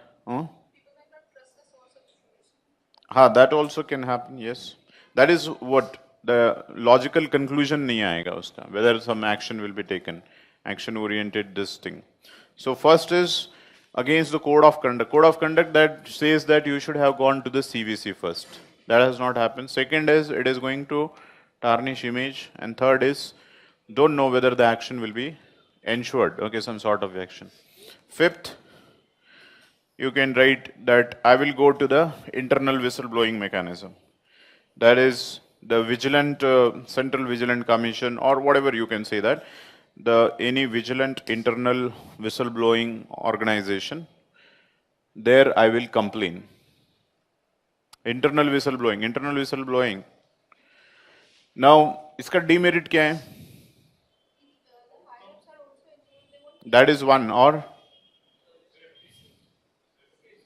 safety. See here we are taking, यहाँ पे ये मत लो कि हम isolated करके ही है. When we are analyzing it as a separate option, it means that tomorrow you are directly going to internal whistleblowing. We haven't said this internal mechanism. First of all, these are the isolated separate options. वो course of यही करना है लेकिन आपको exhaust होके. सो इसका demerit ये है कि without complaining to the higher authority you have gone to the internal mechanism. अरे ये मत एज्यूम कर लो कि ये ऑप्शन है. हर ऑप्शन यहाँ पे अपने आप में आइसोलेटेड ऑप्शंस आपको इवेलुएट करना है. So this is only first step can not be done. Demerit is without complaining to the higher ups you have gone for the blowing the whistle. क्या पता प्रॉब्लम सीनियर के आप super senior को करते तो वहीं पे प्रॉब्लम सॉल्व हो जाता. Are you understanding? So that's the demerit. Otherwise, obviously, you have exposed and merits can be written. Then you have to write course of action. Course of action में आपको दो ही लिखने हैं, ये नहीं लिखना है. That is internal whistle blowing and the this thing, internal mechanism. I will complain to the higher ups, giving an objective evidences about the case and ask them to take action. If it is not happening, you are complaining to the internal whistleblowing. If you are a part of government, अगर case study में लिखा है यहाँ पे जो government का part है, if you are in the private sector, the third option will also you can write. Okay, do not write as a part of civil servant putting the information into the public domain, because now the Whistleblowing Protection Act says that Central Vigilance Commission will take actionable things based upon your evidences. समझ में आ रहा है नहीं आ रहा है? Internal mechanism higher ups को complain किया है, and second is you are going with the internal whistleblowing. If you are a civil servant, you are expected to do this much only. Okay, क्योंकि ये assumption नहीं है कि CVC बेकार काम करती है. इसका मतलब ये हुआ कि ऑर्गेनाइज वो बोलेंगे अगर ऐसे प्रोटोकॉल होता यहाँ पे नहीं अच्छा हो रहा है तो आप पब्लिक में लीक इन्फॉर्मेशन करो. मतलब आप पहले से ही बता दे रहे हो कि हम अच्छा नहीं, तो आपका यहाँ पे काम हो जाता है. In very exceptional cases if you have very objective evidences you can do so, do not right, because if you now third stage naturally will be the external whistle blowing रहता है, प्रोएक्टिव. एनोनिमस का तो कोई point ही नहीं है यहाँ पे. And generally if there R code of violation में आप डायरेक्ट एविडेंसेस दे सकते हो. This is the objective evidences I had and this is what the case has been settled against the public interest. जैसे अशोक खेमका करता है. When Ashok Khemka comes into the public, he has already exhausted his options. It means that he has complained first to the senior officials, then he must have written a letter to PMO and CMO, whatever the case is. He must have gone to the CVC, and then Robert DLF Vadra Dill, okay, nothing has been substantial came out, and he must be having certain objective evidences to prove that this has been done with the malified intention. So आपकी case इतनी objectively strong रहेगी तो even if you come to the public domain and expose it, nobody can do anything to you because you have a objective evidences. ज़्यादा से ज़्यादा वो आपको complaint भेज सकते हैं, that is violation of code of conduct. But then there is a central administrative tribunal which is going to see your case. Okay, and a number of times the also CAT will go as per the merit of the case. It's not that you will immediately land in jail or etc. Okay, case of Sanju Chaturvedi, the same thing I must have explained in another class कि ये जो संजू चतुर्वेदी का कौन सा case है, ये AIIMS में vigilant officer थे. ये नड्डा, क्या नाम है इनका, JP Nadda, as well as the secretary of AIIMS, उन्होंने कंप्लेन डाली थी इसके ऊपर that he is exposing and tarnishing the image as well as against the public interest and with a malafide intention. Okay, he is working, so it is a violation of code of conduct and it is unbecoming of civil servant. This was the complaint with regard to Sanju Chaturvedi. Sanju Chaturvedi has filed this case in Central Administrative Tribunal very recently. I think 1 month back the result came, and CAT has given the verdict in favor of Sanju Chaturvedi. They have in fact sent the notice to the minister also as well as to the AIMS person also that there should not be unnecessary harassment of the honest public servants. ये इसलिए बता रहा हूं ताकि ऐसा नहीं है कि कोड ऑफ कंडक्ट वायलेट हो गए तो आप इमीडिएटली वो होते हो. There is also due process has to be followed. Nothing can be done arbitrarily. And if your case is strong, now if you would not have exhausted this process, so obviously you have not followed the rule, immediately you will land in trouble. Why you haven't given the chance to the internal mechanism? Why you haven't given the chance to the internal vigilance body? So if you are leaking information directly to the public domain, then surely your case is not strong and you will be certainly charged under violation of code of conduct. Have you understood the whole thing? Okay, because one or the case some other way, theory or basically the case study part will be on the whistleblowing. This is very important again. Now write one more case study we will do. Okay, paper दिखाना है. 13.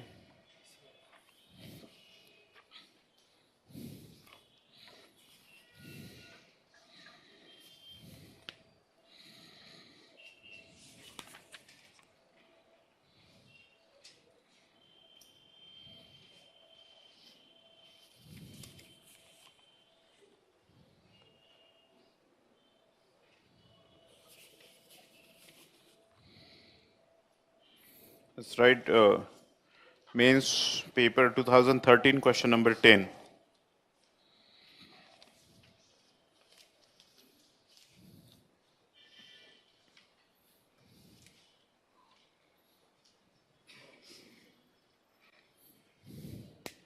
है question paper? पता है कि नहीं रहते हैं, फिर भी क्यों पूछते हैं, ऐसे लगता होगा। एक होप रहता है कि कभी तो आपको लगेगा बुरा और आप पेपर लेके आना चालू करोगे। This is asked with a sense of sarcasm कि आप नहीं लाते हो,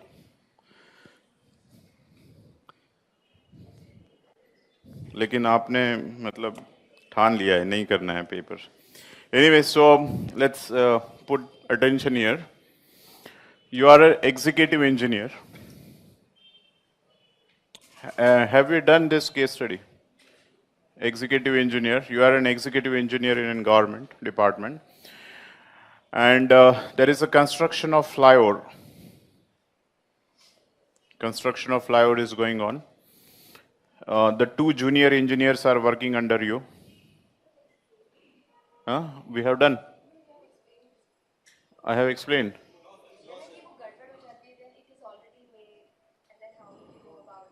हाँ हाँ, आपने घर से तो नहीं पढ़ा है? You are getting confused. मतलब एक को पढ़ाया और बाकी पूरे क्लास को याद भी नहीं आ रहा है। ठीक है, और कर लो, आपसे ही पहले आंसर पूछा जाएगा। Two junior engineers are working under you. Now, two junior engineers are continuously every day giving report to you that everything that is happening with the flyover is fine. Okay, the progress of the flyover, the construction of flyover, everything is going fine. Now, on one fine day, you make a surprise visit. You make a surprise visit to the construction, and after finding, you find there are serious lapses in construction of bridge. Okay, the flyover is at the final end of completion of project. Okay, this is at the final stage of completion.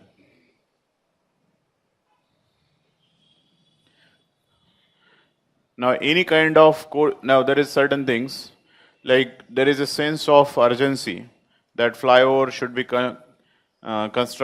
constructed within a time because there is a lot of problem happening, traffic jam, etc. समझ लो, and flyover construction is a sense of urgency. It is almost getting completed, but now you have found a serious lapses. Now, any kind of course correction at this point will delay the project, and it also lead to cost escalation.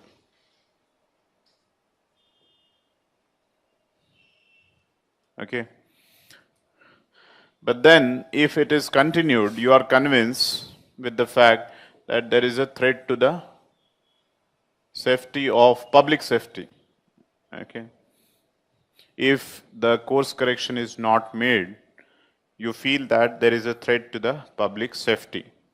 If course correction, then there is a delay in the project and there is a cost escalation. There is a sense of urgency you have to bring in time. Now, this is your understanding. You have gone to your senior engineer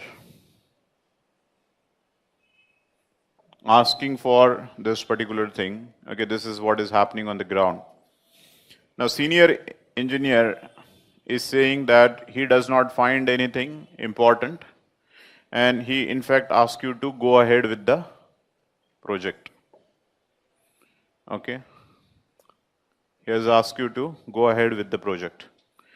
But still, in spite of the fact that senior engineer has said to you go ahead with the project, since you are an executive engineer and you have visited the site, you still convinced with the fact that there is a safety issue, and if it remains unaddressed, then there is going to be a serious issue with respect to the flyover. Now the question says that, in fact, the questions has provided us options also. यहाँ पे थोड़ा सा काम हल्का किया है. Okay, some of the options are also given. We have to first evaluate each of this option independently against the merit and demerit, and then यही है क्या? Okay, and then we have to write the course of action. So first we will see the questions independently. First is follow the advice of chief engineer and go ahead. Follow advice of chief, yes, chief मतलब ये senior engineer, and go ahead. Is merit and demerit? हाँ, merit पहले बताइए merit. Merit is following the orders of seniors. Early completion, हाँ. Okay, so cost, अरे इतना मतलब वैसे भी लिखना नहीं है, एकदम छोटे छोटे पॉइंट्स की cost escalation will not happen, जिसमें कोई दम नहीं है ऐसे मतलब. और फिर क्या हो रहा है कि आपको मेरिट इतना बोल रहे हो कि cost will not be there, time will be there, senior को सुन लूंगा, ये सुन लूंगा, तो spirit of answer is going towards the negativity, that you are somehow finding the reasons in order to support this thing. So therefore, just follow कि there is as such no merit, but yes, timely completion and following the senior orders. But again, you can say that, yes, what is a demerit? Yes, compromising the safety. First, any other demerit? It shows lack of courage. Okay, again, lack of courage, because you could have taken the case higher ups, or भी कुछ options किए जा सकते हैं. Okay, so that's option. First option is rejected. Second option, make an exhaustive report about the situation, bring about all the facts and analysis along with your own viewpoint stated clearly, and seek the written order from the chief engineer. Okay, there are two things here. Make an exhaustive report on whole matter, whatever you have seen, facts, figures of the case, and ask written order from senior engineer, chief engineer. Yes, what are the merits? Yes, first of all, objectivity is maintained, because maybe in the initial case you have just orally conveyed him the message. Now there is a more objectivity to your recommendation. Second is you are giving an opportunity to chief engineer to see the problem in more comprehensivity. Quite possible now he may change his stand, because now you have prepared an exhaustive, impartial, objective report which gives so opportunity for the chief engineer to see the problem in detail. Third,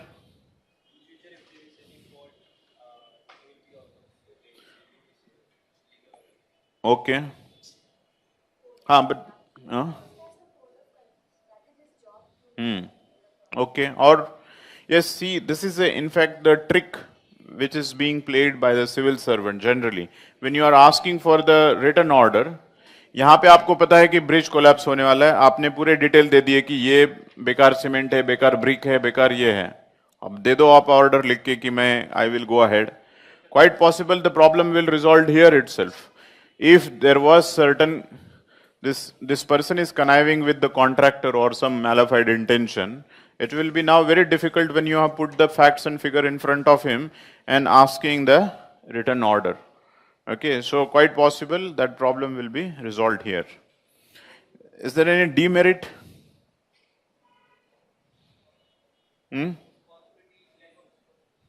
lack of responsibility क्या है आपके? तो वो है ही है, आपने responsibility ले ली है. इनफैक्ट यहाँ पे you are putting the reports.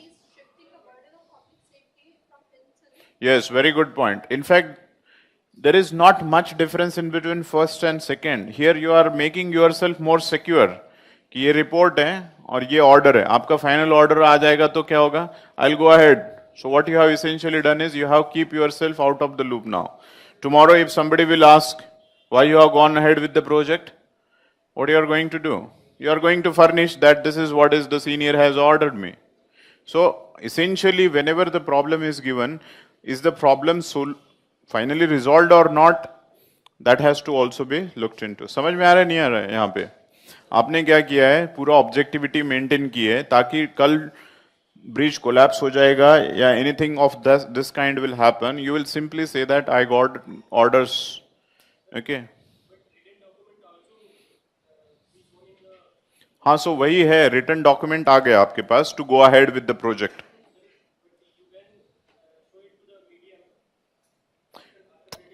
Certainly, that is whatever the thing is happening, you are simply, you have given the course correction for stopping the flyover, etc., etc. आप जो भी कर रहे हो सही है. ये वो ऑप्शन आप जहां पे जो फ्लाईओवर था, have you stop the flyover from getting constructed? This option is not talking about this. Option is simply saying that you should have been more objective rather than subjective with your taking the orders.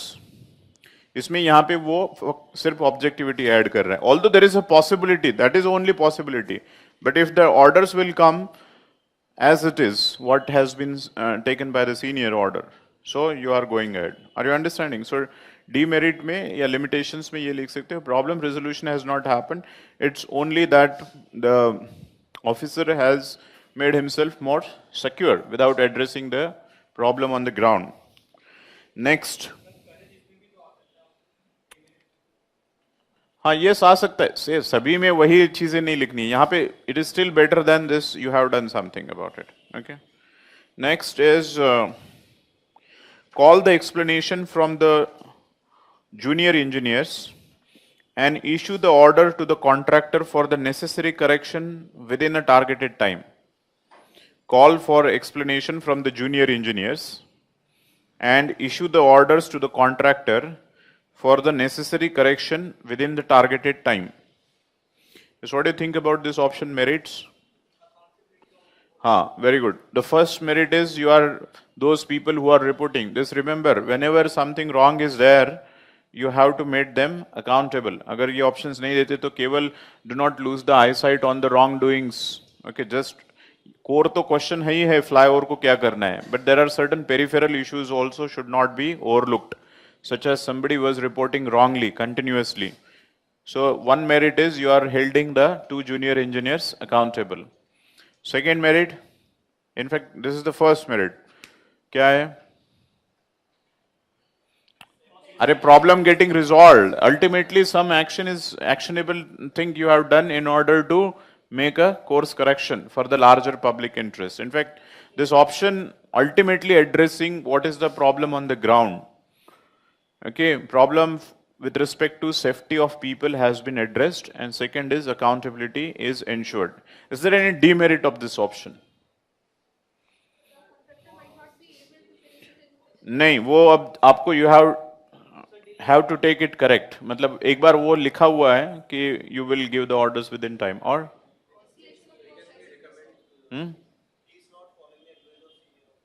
और cost escalation, और बताइए.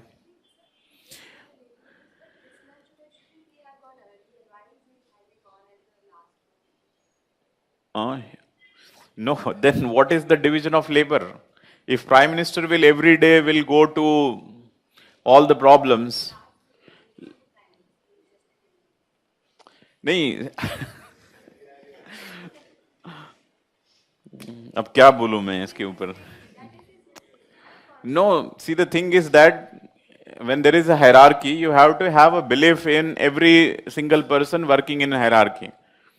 Then again, why the junior engineer has not gone to purchase the cement?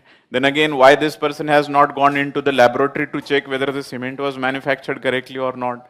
तो वो काफी बढ़ जाएगा वैसे. अरे स्पिरिट ऑफ केस आपको अंडरस्टैंड करना है. और बताइए. हाँ, see the thing, what point you are missing is when we are discussing the isolated case में, what does this option is saying? I have gone to the visit last night. I came back home And you have to see this option in an isolated manner, that I am giving orders to the contractor for the course correction. Yes, not inform the government. Why you are taking in this isolated option? वो course of correction में हम लिखेंगे. Are you understanding this point? Okay, you haven't taken anyone in the loop in the higher official. पहले आपको internal mechanism exhaust होने के बाद, if everybody is corrupt, then finally you have to give the order. This is a civil service activism without take, in spite of the fact that superiors are not responding to you, finally as an authority you have given the order. Might be again you will get a notice of violation of code of conduct. Think now two options. One is yesterday night I have gone, today I have come and given the notice. When the violation of code of conduct will be there, I will be charged more because I haven't informed to anyone. But if I exhaust all the process and then I have to change, then obviously my case is strong. ठीक है? So isolated way में जब आप evaluate कर रहे हो तो उसको करो. So दिमाग में कभी भी course of action कहीं पे लिख लो, मतलब 10-15 seconds में पहले ही, ताकि आपको evaluate करने में easy हो जाएगा कि this point is missing from the option. All of you have understood what I wanted to say, okay? So demerit is, this may show a civil service activism in a negative sense that you haven't taken the authorities in the loop. Next, highlight the issue so that it reach to the superior above the chief engineer. Since the chief engineer is not responding, you highlight the issue to the higher officials. What do you think about this? Yes, there is a merit. Okay, this is how the process. Merit is, yes, this is a normally following the hierarchy for the complaint resolution, internal mechanism. But demerit is, we are not sure that what is the response of higher officials. हाँ, delay बाद में peripheral में लिखा करो. In between the delay and which one is more important? That you have to. Yes, there will be a delay, but spirit should not be missed. Considering last one, considering the rigid attitude of chief engineer, seek the transfer from the project and report yourself sick. Either, yes, this is the worst option. In fact, that is, you can say that. Yes, lack of fortitude, courage. Merit is you are getting out of the complexities, you will not be held responsible. Okay, so at personal level there will not be a responsibility. But then, demerit of fourth option. Demerit of fourth option, demerit nahi hai as such, limitation hai. It is not complete in itself. We do not know what the senior officers are going to react. Okay, it's quite possible they will again say that go ahead with the project. Okay. Now, you have to write the course of action now. Course of action in this case. How do you write the course of action? Say first is option number 2. Exhaustive report. पहले तो उसी senior को held accountable. Give the complete report and ask the written orders. Now, assuming that he has given the same orders to go ahead with the project. What will be the second thing? Go to the higher official. That is option number 4. And if again there is no response from option number 4, then option number 3. How many of you want to go for the whistleblowing? After पहला एक option हो गया, senior वाला, then higher ups वाला हो गया. Now third option.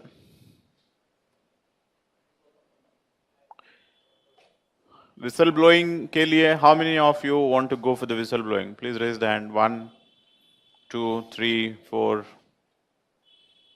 Okay, why the others do not want to go for the whistleblowing?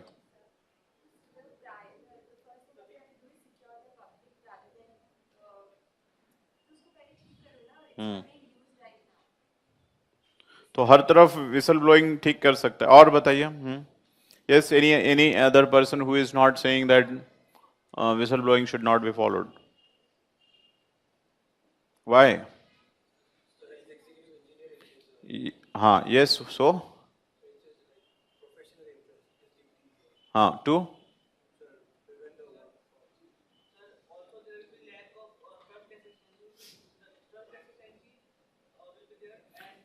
No, but trust deficit is more important or correction of problem is more important?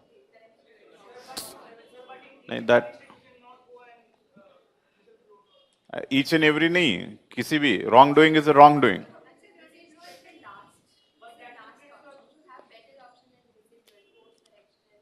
सो सब में हम course correction पहले कर सकते हैं, तो last के case में भी वो फंडिंग, मिस अप्रोप्रिएशन, रिक्रूटमेंट, हाँ। हम्म हम्म नहीं, तो वो तो सब सब केस में है, यू आर राइट, तो वो तो है ही है। See the only thing is,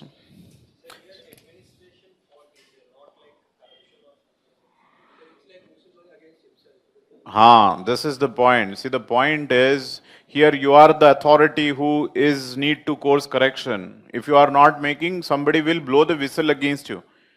You have the authority to change the things. In all the whistle blowing कब है? When you are failing to prevent from happening, misconduct is happening, corruption is happening, somebody else is doing, and then you are blowing the whistle. Please try and understand. इसीलिए मैंने ये case study whistle blowing के साथ ली थी कि जैसे ही कुछ corruption लगेगा, विसल ब्लोइंग नहीं करना है। आप ही अथॉरिटी हो और आप ही विसल ब्लो करोगे। Are you understanding? तो यहाँ पे जो है spirit of the question is third, यहाँ पे थोड़ा सा आपको सिंप्लीफाई करके दिया गया था क्योंकि ऑप्शंस ऑलरेडी दिया हुआ है वहां पे कि third option is that you can give the orders to the contractor for the course correction. So it means that you have an authority. Whistle blowing कब होता है? देखिए, यहाँ पे अगर आप क्लास 4 कर्मचारी हो और आपको पता लगा है, कुछ ऑब्जेक्टिव एविडेंसेस मिले हैं कि this bridge is of less quality, going to get collapse, you cannot change the course correction here, you have to blow the whistle। और आप सीनियर एग्जीक्यूटिव हो लेकिन आप इस डिपार्टमेंट नहीं हो, किसी और डिपार्टमेंट में हो और आपको इंफॉर्मेशन पता चली है, you cannot stop it from happening, then you have to blow the whistle। Have you appreciated the difference when to blow the whistle? So blow the whistle तब आता है जब आपकी कैपेसिटी के बाहर होता है। जब आपकी कैपेसिटी के बाहर है, you have to show the courage to make a course correction। When it is not in your hand, then you have to show the courage to tell to the concerned authority so that indirectly at least course correction has to be made। Is it fine now?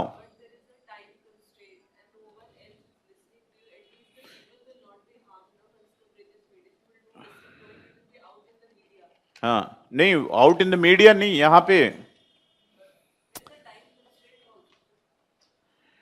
yes, what is important, like having a poor bridge within the time or having a good bridge even when the time is exceeding? Having a good bridge in time। So what's the issue? I didn't get your question। हाँ, आप बताइए।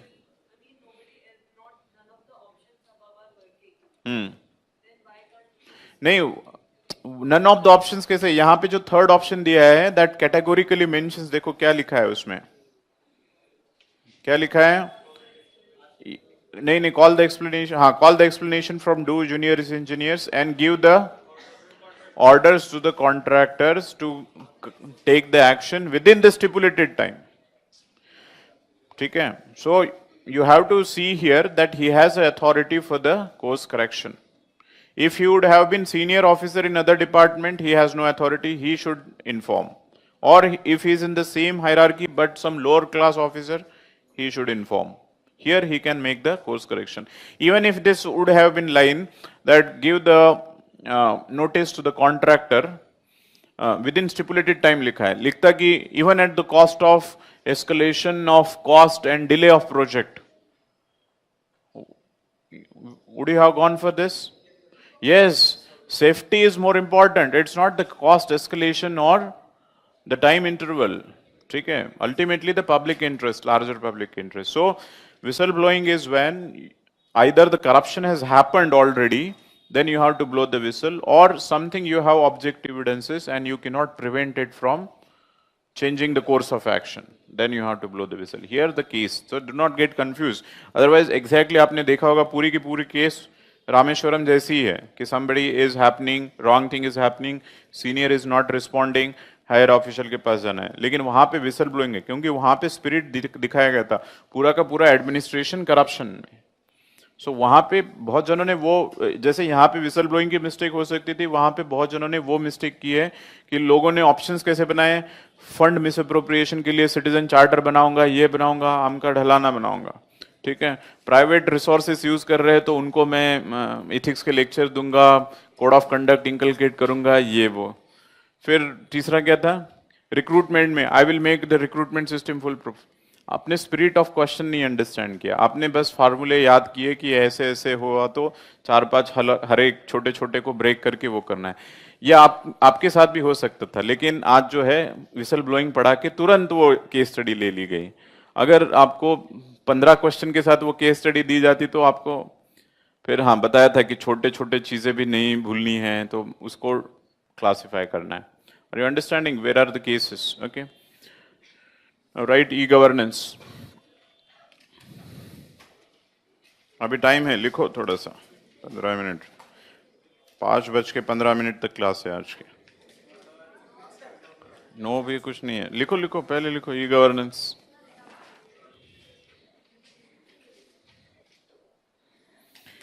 E-governance.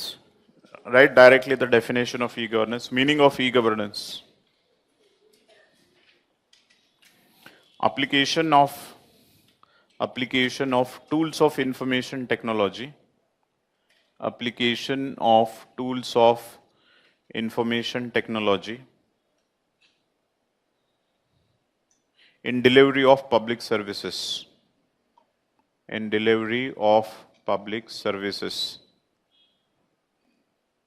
Or you can otherwise write that is application of information and technology in governance. Okay, that is functioning of governance, in functioning of governance or in delivery of, अरे एक ही है,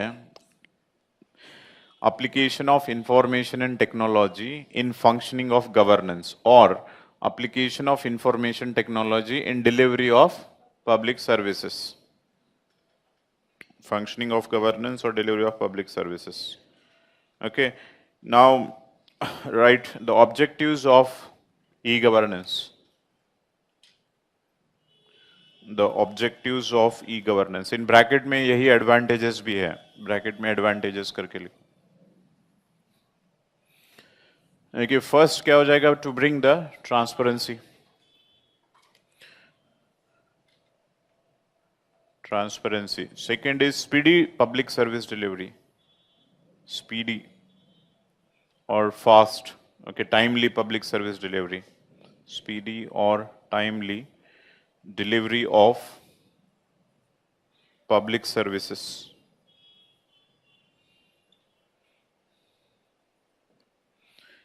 Next is simplification of complex procedure of functioning of governance. Next is simplification.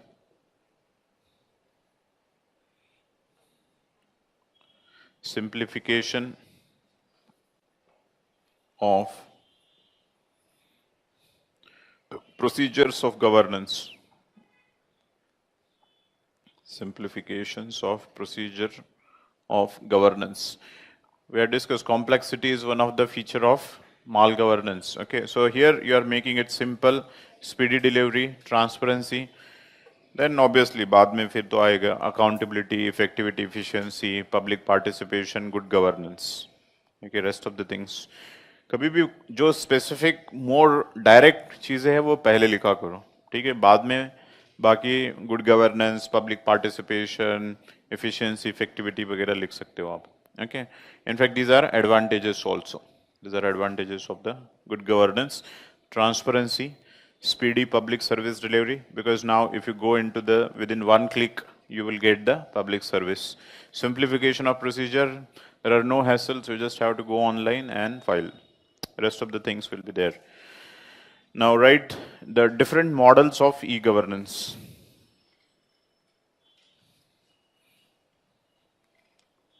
Different models.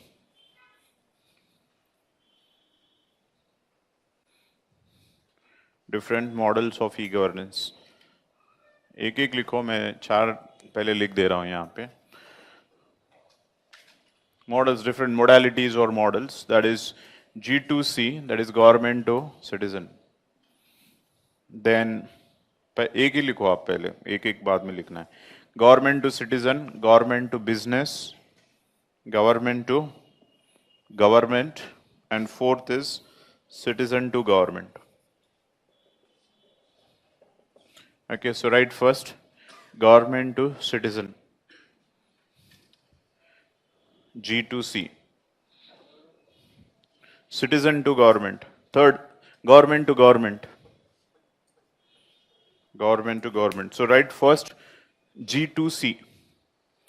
G2C, that is government to citizen. Government to citizen, that all the services which are hosted for the citizens. Okay, this includes all the online services,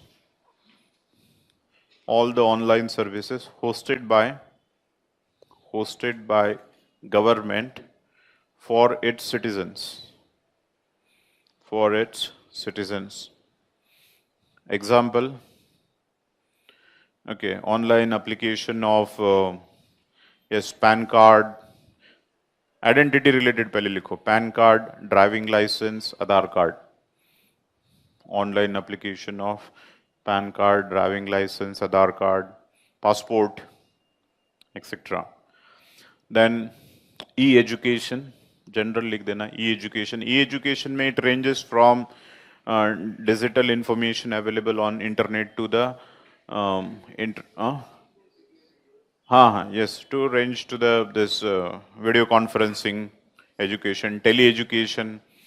जैसे है कि इग्नू का जो material available है, PDF documents, UGC net program is available on the YouTube और UGC program, tele education, satellite education, हाँ, books, everything that is NPTE, हाँ, NPTE also, yes. So these are the examples of e-education. E-health में क्या रहेगा? First of all, registration. And if you go into the hospital now, HIS system is there, hospital information system. So all the data of patient is now in the digital format. अगर आप revisit करोगे तो पूरा आपको number है, एक code number के ऊपर आपकी history, all your blood test, any other investigation, everything will be online. That is first is taking it on the online platform. Apart from that, reports, etc. Yes, that's also digitalized. Okay, digitalization of the records of the patients. Telemedicine also, yes. Telemedicine, that is through the telephonic and this with the help of satellite communication, the experts can be made available. Say, for example, super specialists who are there in the metropolitan cities, they can interact with the decentralized administration also. That is through the telemedicine. Okay, anything which has application of information technology, okay, that will be this G2B. So e-health, e-identity, e-education. So बाकी भी बहुत सारी है, सभी मतलब जो भी है, जो डिजिटल इंडिया प्रोग्राम याद रखो आप, ओके, डिजिटल इंडिया प्रोग्राम है, जैसे अभी ई डिजी लॉक जो आ रहा है, DigiLocker, okay, for the protection of documents. हाँ, एग्जाम्स, यस, ई एजुकेशन के अंदर आ जाएगा वो. हाँ, yes, RTI, filing of the RTI, etcetera. So that's about any kind of service which is there through the online platform. Now come to the G2B, that is government to business. Government to business. यहाँ पे e-taxation, वहाँ पे भी आता है वैसे e-taxation, that is filing of income tax return online. यहाँ पे corporate tax, e-registration of companies, e-contract, e-procurement, हाँ, e-auction, taxation, you can pay the tax online. E-contract, the contracts that sign between the government and the tenders and etc. So contract अब e-contract sign होता है. E-procurement, e-auction, e-tender एक ही है सब. This is in fact the single most important reform against the corruption, because much of the corruption was related to the allocation of contract and this thing. Now, since it has got digitalized, so a larger check will be there in this case, e-contract की cases में, or e-procurement. Then G2B में और क्या रहता है? E-taxation हो गया, e-contract हो गया, यही है. बाकी क्या है? E-registration of companies, new register, e tender, हाँ हाँ हाँ, everything. So anything related with the commerce, those services, that is government to business, government to citizen, government to government, government to government. General name लिखो, e-administration, e-administration. So if you go at district level, all the information is now got digitalized. Say for example, आपको land records से information चाहिए. So you go there and within a single click the information will be made available to you. ठीक है? So जितनी भी documents आपके district level, taluka level के, they have now got digitalized and they are available in the online format, seamlessly available through this mechanism. So e-administration general name है. हर district की अपनी अपनी, as per the district collector, different nicknames are given to their programs. Okay, when you will become the one, you will also give some acronym. Okay, these are the days of acronyms. So find out. अभी से सोचना चालू कर दो. ऐसे बच्चों बच्चों का नाम सोचना चालू कर देते लोग. ठीक है. Yes, next. अरे कुछ नहीं बताया, काम का नहीं था, लिखे. नेक्स्ट, ई एडमिनिस्ट्रेशन, ई पोलिसिंग. ई पोलिसिंग, ई पोलिसिंग में एक इंपॉर्टेंट लिख रहा हूं, दैट इज सीसीटीएनएस करके एक प्रोग्राम है. सीसीटीएनएस, हाँ, महाराष्ट्र का नहीं है, ये सेंट्रल गवर्नमेंट का है. Yes, what is this CCTNS? हाँ, यस, आप बताओ पुलिस. बता रहे थे आप, बताइए प्रोग्राम क्या है. हाँ हाँ, that is the essence of it. Crime control, tracking and network system, right? In fact, this is nicknamed as e-police in layman language, but this is layman's language में इसको e-policing बोलेंगे. Crime control, tracking and network system. Crime and criminal tracking and network system. इसमें क्या होता है कि this first of all, this is a sort of a software. इसमें दो चीजें हैं. पहले तो एक इंफ्रास्ट्रक्चर का अलग से है, that is where we see that all the police chowkis are now computerized and they are interconnected with each other. That is more important. So it is not mere computerization of police चौकी की वहां पे police चौकी में एक set रख दिया, but yes, आपने एफआईआर फाइल किया तो वो उस सॉफ्टवेयर में जाएगा, which can be extended in any police chowki across the India. This was important because since the crime has crossed the borders, you have to be also in that regard get yourself sophisticated in a sense that say crime यहाँ पे दिल्ली में हुआ, शाम में वो Volvo में जाके फिर बिहार में जाके बैठ जा रहा है, यहाँ पे इधर जाके बैठ जा रहा है. फिर इंडिया का रूल है कि law and order is a state subject. So यहाँ पे एफआईआर, वहां पे लोग दिख रहे हैं लेकिन ना तो एफआईआर है, ना तो उसका फोटो है, ना तो क्रिमिनल है, वो आराम से घूम रहा है, वही देख रहा है टीवी वगैरह, ये मैंने ही क्राइम किया है करके. वहां पे एफआईआर अवेलेबल नहीं है. So CCTNS within a one click of mouse, the information will be available in all the police chowki across the India. Apart from that, there are many things like those who are the potential criminals. ये जो आप police bus station के ऊपर और ये railway station के ऊपर conventionally लिखा था, ये इनके चेहरे पहचान लो, ये आपका पॉकेट मार सकते हैं, ये वगैरह, ये सब. हाँ, गौर से, हाँ गौर से. आज तक में तो और ज्यादा खतरनाक हो जाएगा फिर उसमें कि कहीं मत जाइए, चैनल मत चेंज कीजिए, नहीं तो मारूंगा तुम्हें. ठीक है, TRP. Yes, so in this case potential criminal के पूरे जो रिकॉर्ड है डिजिटलाइज्ड है. तो एक केस में भी अगर वो पकड़ा गया तो वो seamlessly how many cases he is involved, all the information will be also made available. So that's about e policing. The last one you can say G2G में e judiciary. E judiciary, e-judiciary, from litigant stage to the final verdict, everything should be now in the online format. The goal is paperless judiciary. Goal is paperless judiciary from litigant stage to the final verdict.